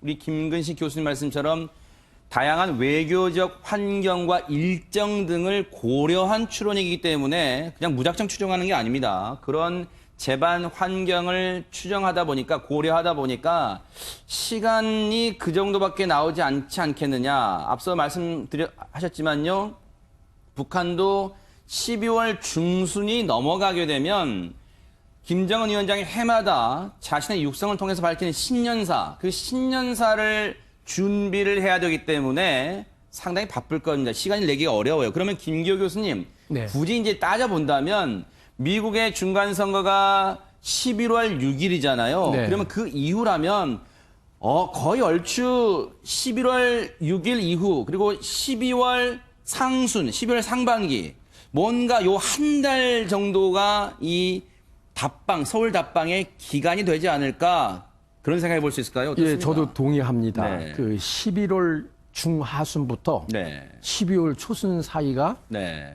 합리적 추론을 해볼 때 최적기입니다. 네. 12월 17일이 그 김정일 기일이기 때문에 네. 또 김근식 교수님 말씀한 또 총화사업 결속 사업이 다 끝나기 때문에 네. 또 이제 2차 북미 정상회담에서 비핵화에 대한 또 로드맵 같은 게 나와야 되기 때문에 네. 예, 그렇게 해서 그것이 동력을 받아서 11월 중간 선거로 또 이어져야 되기 때문에 네. 그런저런 거 다 고려하다 보면은 아하. 예, 또 이제 날씨도 더 추워지면 안 되고 네. 예, 또 이제 10월 달에는 또 예술단이 오도록 돼 있잖아요. 예, 네. 예. 그러다 보니까 뭐 여러 가지 일정을 따지고 보면은 또 그러네요. 비인에서 또 그 새로 그 임명된 또 그 비건 특사가 또 북한 측하고 또 회담도 한다 그러니까 그러니까요. 그런 실무회담 네. 또 유엔 총회에서 또 미북 채널 연결되는 네. 문제 네. 또 종전 선언을 또 언제 할지가 네.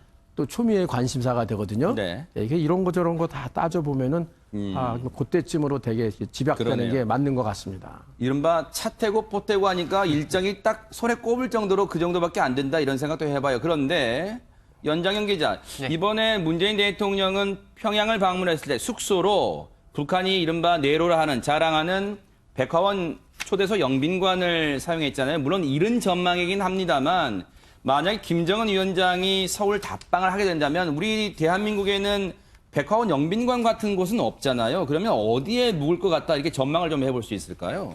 말 그대로 정말 전망 또 네네. 아주 굉장히 조심스럽게 전망을 해야 될 것 같은데요. 네네. 일단 어느 곳 특정해서 제가 말씀드리는 건 좀 부적절할 것 같고요. 네. 일단은 가장 먼저 고려돼야 될 게 안전 문제일 것 같습니다. 그렇죠. 경호 문제. 경호와 네. 직결이 될 것 같은데 네.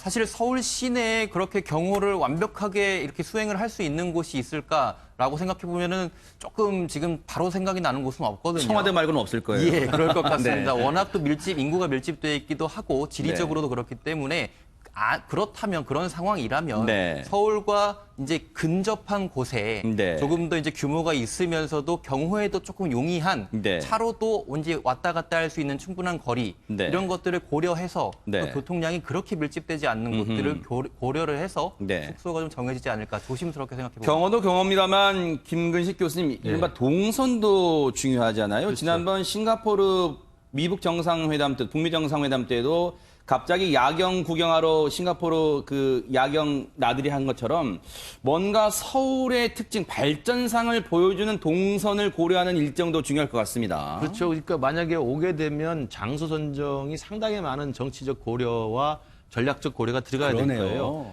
지금까지는 이제 북측에서 대표단이 오거나 북측의 어떤 회담단이 오면은 가장 많이 묵었던 데가 워커힐 호텔입니다. 아하. 워커힐 호텔은 이제 산 중턱에 있을 뿐만 아니라 네네. 바로 한강변에 있기 때문에 경호가 가장 유리하죠. 그러네요. 일반인이 접근하려면 조금 힘들게 돼 있기 때문에 네. 시내를 좀 벗어나 있고요. 네네. 그리고 또 워커힐 호텔에는 또 워커힐 호텔뿐만 아니라 옆에 또 레지던스가 또 있습니다. 그러니까 네네. 상당히 좀 그 가정 독채처럼 거주할 수 있는 데가 있기 때문에 저는 만약에 김정은 위원장 일행이 온다고 한다면 여전히 경호와 또 서울 시내의 그 근접성 네. 이런 것도 생각하고 일반인들과 아무래도 우리 대한민국 사회는 자유민주 사회이기 때문에 김정은 위원장에 대한 호불호가 명확히 갈리잖아요. 네. 그러니까 그 일반인들이 쉽게 접근하는 건 굉장히 여러 가지 불상사가 생길 수 있기 때문에 그런 걸 좀 분리시킬 수 있다는 장점도 생각해 보면 여전히 워커힐 호텔이 유력한 후보가 될 것 같고 네. 지금 말씀하신 것처럼 그럼에도 불구하고 서울의 발전상을 한눈에 볼 수 있는 호텔이어야 되기 때문에 제일 좋다면 시내에 있는 그 도심 번화가에 있는 호텔이 좋겠지만 네. 그만큼 그거 굉장히 경호나 이 안전 문제가 힘들 겁니다. 네. 그래서 아마 워커힐 호텔이 제가 생각해도 제일 순위로 올라오고 네. 그냥 저도 막 드는 생각입니다만 이 이야기는 조금 해도 될지 안 될지 모르겠습니다만 우리 대통령 휴양소가 있지 않습니까? 네. 청남대도 네네. 있고 저 밑에 저 경상도로 가면 거도인가요? 섬, 네. 섬이라고 하기 네, 때문에. 그렇죠. 그러니까 거기에도 거기는 좀- 있는데 거기는 굉장히 저도였나요? 저도. 네. 저도죠. 네. 그 독립된 그 별채를 갖고 있습니다. 네. 그리고 경호도 굉장히 안전하고 그래서 그런 부분도 생각해 볼 수 있겠지만 그럴 경우에는 또 여러 가지 또 정치적 논란이 있을 그렇죠. 것 같아요. 네네. 물론 이동도 뭐 조금 멀기도 하지만 네네. 저는 언뜻 생각한 게 네. 대통령이 평소에 사용하지 않지만 사용할 수 있도록 만들어 놓고 경호가 용이한 네. 대통령 휴양소도 한번 고려를 해봄직도 하다. 그러나 정치적 논란은 또 있을 수도 있다고 봅니다. 연장현 기자, 이와 관련해서 문재인 대통령 외교안보 특보인 문정인 특보가 뭔가 이 답방 관련해서 얘기를 좀 했죠? 그 얘기 좀 해주시죠. 네. 예, 맞습니다. 문정인 특보가 어제 이제 일정을 소화하던 중에 북측의 통일전선부 이제 인원과 대화를 나눴던 얘기를 저희 취재진들에게 좀 풀어줬습니다. 네. 당시 김정은 위원장이 지금 서울로 이제 오기로 발표가 된 건데 네. 그걸 선택하는 과정에서 일단 북측 이 수행 요원들, 이 참모들은 좀 만류하는 듯한 그래요? 예, 의견이 있었다고 합니다. 하지만 그럼에도 불구하고 김정은 위원장이 서울에 가겠다라는 결단을 내려서 이번 이 서울 박람회 올해안으로 지금 정해지고 있는 것 같습니다. 지금 보면은 물론 문정인 특보의 전원입니다. 얘기인데 주변에서는요. 그러니까 북한 고위 이 참모들은 김정은 위원장이 서울 가는 걸 전부 반대했대요. 그러나 그 결단을 막지 못했고 전적으로 김기호 교수님 서울 방문 답방은 전적으로 김정은 위원장이 독자적으로 내린 결정이라는 점을 알려주고 있습니다. 지금. 그렇죠. 이제 북한이 뭐 수령 절대주의 체제라 그래서 워낙 이 수령과 참모 간의 그 비대칭성이 극심하긴 하지만 네. 그래도 나라 전체를 다스리려다 보면은 네. 이 참모들의 의견을 전혀 무시할 수는 없거든요. 그러겠네요. 네. 특히 그 핵 문제라든지 또 이렇게 서울 답방이나 주요 그 국가 안보적이나 정치적인 사안이 될 때는 네. 이 참모들하고 머리를 맞대고 참모들은 상무조라 그래서 우리말로 하면 TF 네. 며칠씩 이걸 고민하고 연구한대요. 그 미국 싱가포르 회담할 때 인상적인 게 그 회담장 들었을 때 김정은 위원장은 뭐 페이퍼홀더 같은 문서를 하나 이렇게 들고 내리지 않았습니까? 네. 그만큼 공부하고 있었다는 거거든요. 네. 예, 그러니까 이제 틀림없이 참모들은 네. 반대했을 겁니다. 아하. 예, 그렇지만 이제 지난번에도 말씀드렸지만 네. 이 통치자들 차원에서 또 보는 안목과 결단이 있는 거거든요. 네. 그래서 이제 그렇게 결단했다니까 그럼 잘 된 것 같습니다. 네. 예. 이 만약에 이제 서울 답방도요. 마찬가지로 김근식 교수님 이번에 문재인 대통령이 평양을 2박 3일 이제 머물렀잖아요. 체류했잖아요. 만약에 김정은 위원장도 이른바 등가의 원칙에 따라서 2박 3일 정도 이 서울을 답방한다면 앞서도 말씀 잠깐 나왔습니다마는 우리 입장에서도 뭔가 2박 3일 동안 김정은 위원장에게 보여주고 싶은 곳이 상당히 많을 것 같습니다. 예. 이제 뭐 지금 앞으로 있을 서울 답방을 놓고 우리가 지금 일정표를 짜는 듯한 느낌인데 마치 청와대가 고민해야 될 것을 지금 하고 있는 것 같은데 네네. 굉장히 세심한 배려 그리고 네. 상당히 정치적 고려 아하. 그리고 전략적 고려와 메시지까지를 다 감안해야 될 거예요. 그냥 단순히 장소를 선정하고 일정을 동선을 만드는 게 아니고 네. 기본적으로는 서울 답방이 큰 이벤트긴 합니다만 기본적으로는 정상회담이 중심이 되는 그러네요. 거죠. 네. 내려와서 회담하러 온 거기 때문에 네. 유람하러 온 건 아니지 않습니까? 네. 그러면 오전 오후든 어쨌든 문재인 대통령과 김정은 위원장과의 정상회담이 가장 중요한 핵심 포인트고 그건 당연히 청와대 네. 집무실에서 해야 되겠죠. 그 정상회담의 내용과 정상회담의 결과가 잘 나와야 되는 것이고요. 네. 그럼 정상회담이 진행되는 과정에 이제 오찬, 만찬 또는 중간중간에 참관 일정들을 잡을 텐데 오찬, 만찬은 정해져 있지만 식당들도 우리 한국의 발전상이나 민주주의의 어떤 발전상 우리 어떤 자유스러움을 보여줄 수 있는 그런 식당들도 좀 선정할 수 있을 필요가 있을 것 네. 같고요. 중요한 것은 이제 참관 일정일 텐데 네. 지금 우리가 갔던 분들은 이제 북측에서 내놓은 참관 일정들을 우리가 간 거 아닙니까? 네. 이제 특별수행단으로 간 분들은 간 분대로 경제인은 경제인대로 양묘장을 가고 그다음 김정숙 위원장, 김정주사들은 음악대학이라든지 만경대 소년학생궁전 같은 데를 가고 네. 대통령 같은 경우 어저께 만수대창 작사를 갔단 말이에요. 그러니까 그런 것들을 생각해 보면 북에서 김정은 위원장이 올 때도 우리의 어떤 자랑스러움 또 네. 우리의 어떤 우월성 그걸 본격적으로 내놓고 드러낼 필요는 없지만 은근히 과시할 수 있는 것들을 보여주는 것이 상호성의 원칙에도 맞죠. 왜냐하면 우리도 북에 가서 본 게 사실 북의 체제선전과 다 연관된 데를 그러네요. 가기 때문에 네. 그걸 다 알고 또 우리가 보는 거거든요. 네. 손님의 입장에서. 그러면 북에서 김정은 위원장이 온 것도 우리로서는 큰 기회이기 때문에 우리의 자랑스러움과 우리의 경제발전과 우리의 민주주의와 우리의 자유로움 이런 것들을 능근히 보여줄 수 있는 그걸 잘 잡아서 참관을 일정을 잡고 네. 그 부분에 대해서 하는 것이 중요하고 하나만 더 말씀드리면 네네. 어제 밤에 이제 빛나는 조국을 관람한 것을 두고 논란이 일부 있는데 뭐 거기까지 가서 환대를 해주니 그걸 보는 것도 뭐 이해가 충분히 되는 겁니다만 그렇다고 한다면 이왕 봤으니 이번에 내려오면 김정은 위원장이 내려오면 우리는 뭐 그런 빛나는 조국 같은 엄청난 집단 체제를 만들 수는 없지만 그동안의 우리 대한민국의 역사, 건국과 6.25와 경제발전과 근대화와 민주주의와 지금의 풍요로운 번영까지를 그래도 일목요연하게 딱 보여줄 수 있는 그런 공연물이 하나 있다면 저는 모르겠습니다. 있는지 없는지 모르겠습니다만 지금이라도 고민을 좀 해서 그런 것들을 보여줄 수 있는 것도 김정은 그러네요. 위원장이 앉아서 좀 지켜보는 것도 그러네요. 이제는 우리가 좀 요구할 만하지 않냐 이런 생각을 합니다. 그런데 김기호 교수님, 사실 메시지라는 게 거창하지 않아도 될 게 일단은 김정은 위원장에게 문재인 대통령이 그런 메시지를 줄 수도 있을 것 같아요. 앞서 말씀해 주신 대로 대한민국의 발전상을 한눈에 볼 수 있는 것을 보여주면서 비핵화, 즉 핵을 포기하고 남북 간의 경협, 즉 남과 북이 평화가 정착이 돼서 경제 교류를 하게 되면 북한도 대한민국처럼 눈부시게 발전할 수 있다. 이런 메시지만도 충분하지 않을까 싶습니다. 그렇습니다. 뭐 사실은 그 철도에 대해서 그렇게 강력하게 요구하고 그런 것도 평창 올림픽 할 때 인천공항에 내려가지고 KTX 타고 평창까지 간 거 아닙니까? 그냥 김여정 제1부부장이 바로 오빠한테 서울 가니까 이렇더라. 대한민국까지 가니까. 얘기를 했겠죠. 예. 그러니까 바로 이런 거 나오는 거가 지금 말씀한 것처럼 뭐 우리 삼성전자니 뭐 세계 굴지의 초일류 기업들 그 어마어마한 시설 있지 않습니까? 반도체 공장이라든지 뭐 SK라든지 LG 뭐 이런 거 중국에 가서 보고 신천지를 막 눈이 막 싱가포르 가서도 그랬다는데 이런 거 딱 보면 벌써 뭐 확 달라질 것 같고요. 또 뭐 KTX 열차를 타고 어디로 이렇게 가도 되고요. 또 오늘같이 마지막 날에는 아까도 제가 말씀드렸지만 한라산 트레킹도 같이 하면서 백록담에서 또 손을 맞잡고 또 활용점정으로 또 이 평화의 또 종지부를 딱 찍는다 그러면은 예, 그것도 아주 그 나름대로. 그리고 우리도 지금 수행료 뭐 다 기자 뭐 경제인 합해서 한 200명 되지 않습니까?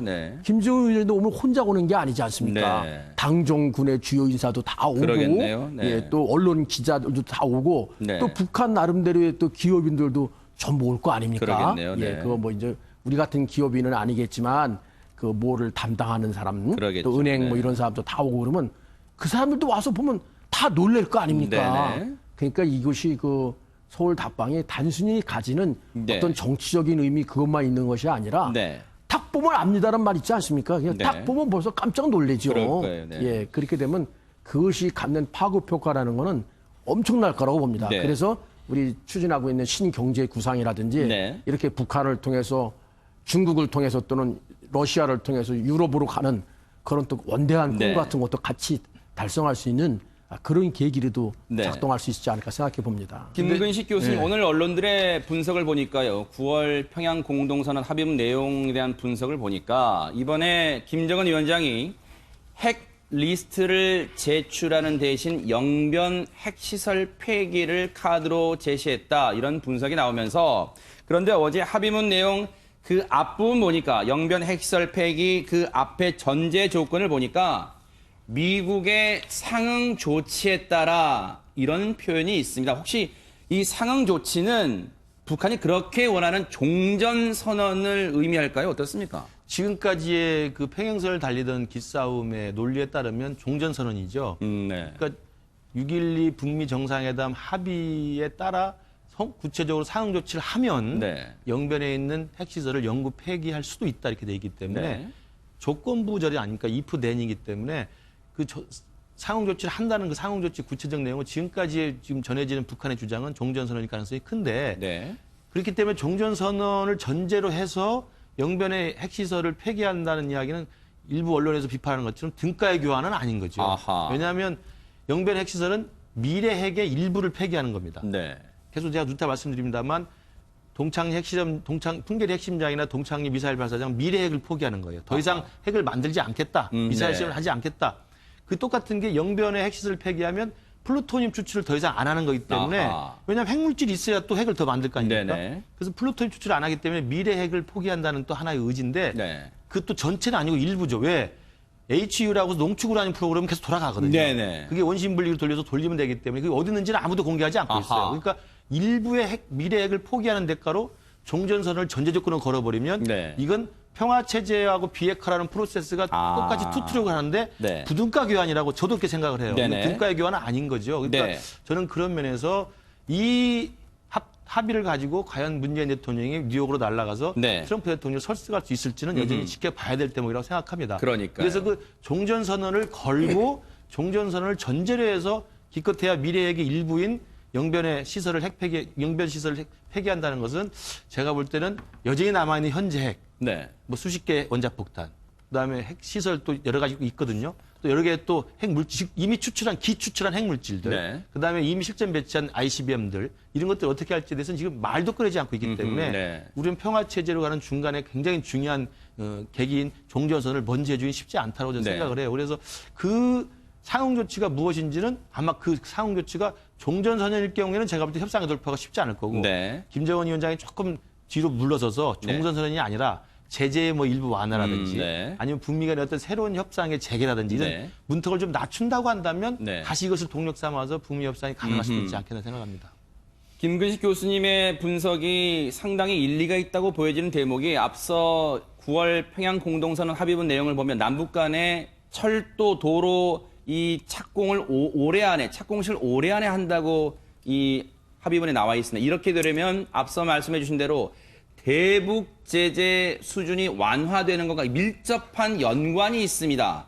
하지만 그 전제 조건을 앞서 또 말씀드리면 김정은 위원장의 의지의 문제입니다. 이렇게 되기 때문에 다 맞물려 있어요, 지금. 그런데 문재인 대통령이 이번에 2박 3일간의 평양 방문 마치고 오늘 오후 늦게 서울로 돌아올 것으로 지금 예상됩니다만 이후에도 숨가쁘게 일정을 소화할 거예요. 연장현 기자, 돌아오게 되면 또 미국 가게 되는데 미국에 언제 가고 또 미국에 가서 일정 트럼프 대통령 만나야 될 거 아닙니까 지금? 네, 그렇습니다. 유엔 총회가 일단 이미 개막을 했습니다. 그렇죠. 그리고 오늘 이제 문재인 대통령이 다시 한국으로 돌아올 텐데 일단 돌아왔다가 23일에 미국으로 출국을 합니다. 그래요? 그리고 현지 시각으로 24일이니까 우리나라로는 25일이 될 수도 있습니다. 25일쯤에는 트럼프 대통령과 다시 한미 정상회담을 가질 예정입니다. 예, 그렇습니다. 지금 상황 이렇게 그렇습니다. 되면 사실 김기호 교수님, 23일 날 이제 다시 출국한다. 오늘이 20일이잖아요.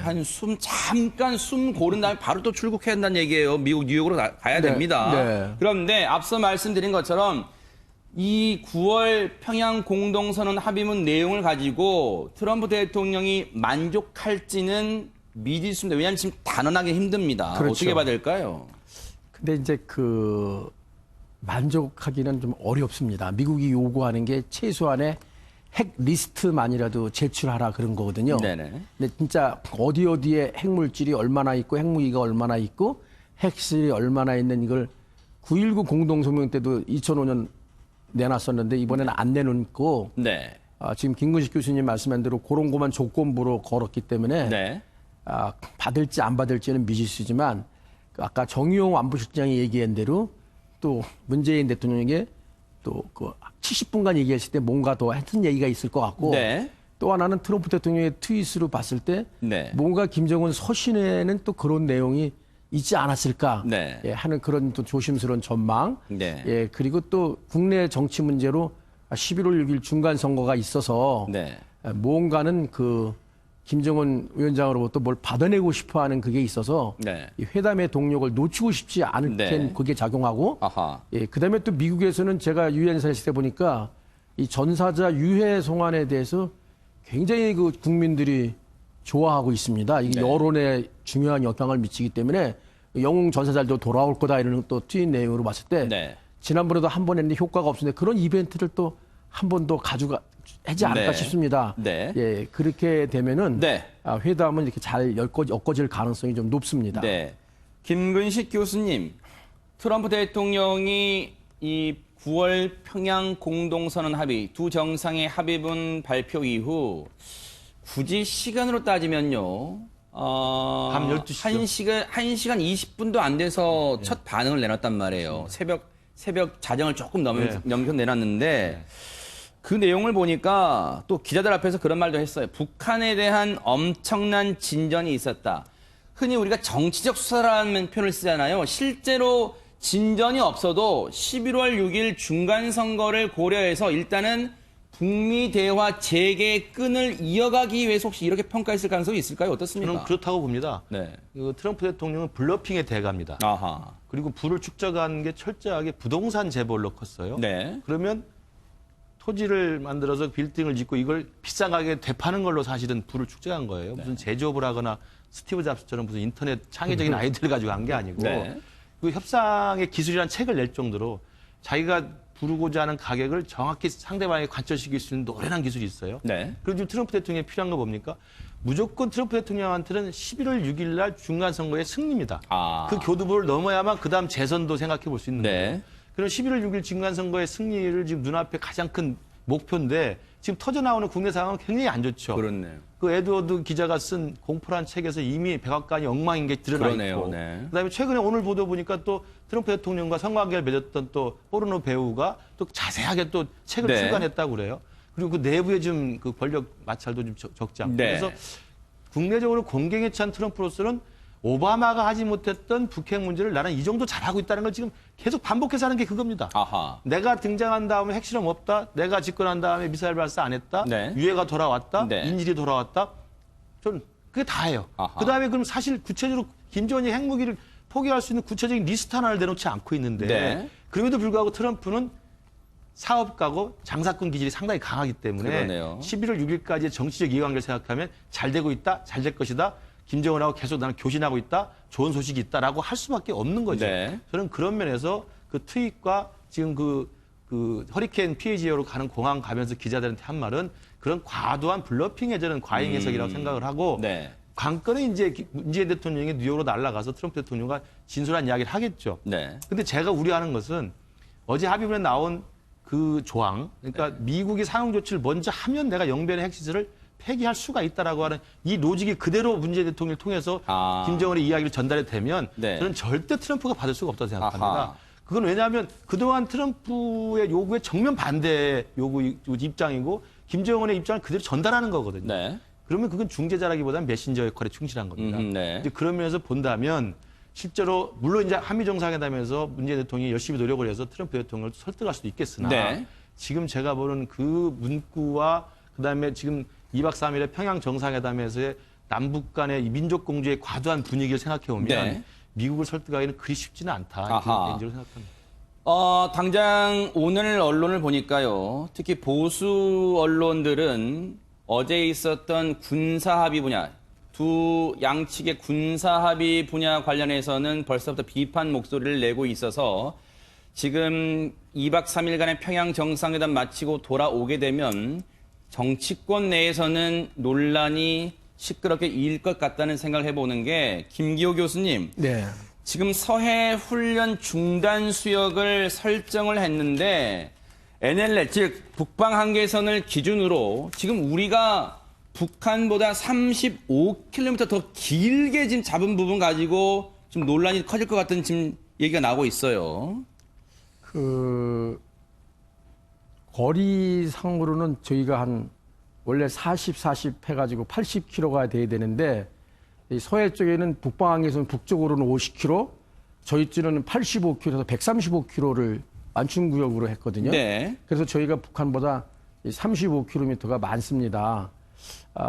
근데 이제 제가 그래서 이거 가지고 이제 어제 야간 수업할 때 그랬더니 그 국방부 관계자는 그 밀집 부대가 북한이 50km 범위 내에 더 많이 있답니다. 저희들보다. 네. 예, 그래서 거리상으로는 우리가 35km 더 많이 양보한 것처럼 보이지만은 네. 거기 있는 부대 수나 이런 걸 했을 때는 뭐 그렇지 않다 그랬는데 제가 봤을 때도 약간 걱정이 되는 게 백령도, 대청도, 소초도, 연평도, 우도는 정전협정상에 NLL은 안 거져 있어도 거기에 딱 명시가 돼 있거든요. 제가 네. 유엔사에서 그 업무도 했었는데 그래서 거기가 이렇게 자칫 좀 네. 북한 옆구리에다가 비수를 꽂고 있는 형국이었는데 앞으로 거기서 일체 훈련도 못하고 포사격도 못하고 아무런 행위도 못한다 그러면은 그 북한에 대해서 옆에서 이렇게 탁 가까이 측면에서 감시하고 있던 그런 거의 그 전략적 유용성이 네. 좀 많이 떨어질 수도 있고 네. 저희가 이렇게 많은 그 함포들이 거기서 훈련도 못하면은 네. 예, 그런 데서 좀 취약성이 드러나고요. 해상뿐만이 아니라 그 지상에서도 보면은 저희 그 감시거리 이런 걸 대폭 그 어렵게 만들어 놨는데 네. 그 북한은 휴전선을 중심으로 그 부대가 주력이 장사정포 한 뭐 340여 문을 원래는 한 다이면 1000여 문이죠. 다 해서 그 휴전선 밀대 밀집돼 있는데 네. 저희가 이렇게 고정이나 회정이나 감시하는 기구들을 전부 10km, 20km, 40km 이렇게 밖으로 하게 되면은 거의 그 북한에 대한 그 주력을 못 보는 그런 좀 문제점이 있습니다. 네, 김근식 교수님. 예, 저는 이제 군사적 그 합의 부분에 대해서 저는 이제 그 강론에 가면 그런 문제점들이 굉장히 많이 있고요. 좀 큰 틀에서 보면 제가 이번 합의문에 가장 우려스러운 게 그동안에는 이제 비핵화 프로세스하고 평화체제 프로세스가 동시에 가는 겁니다.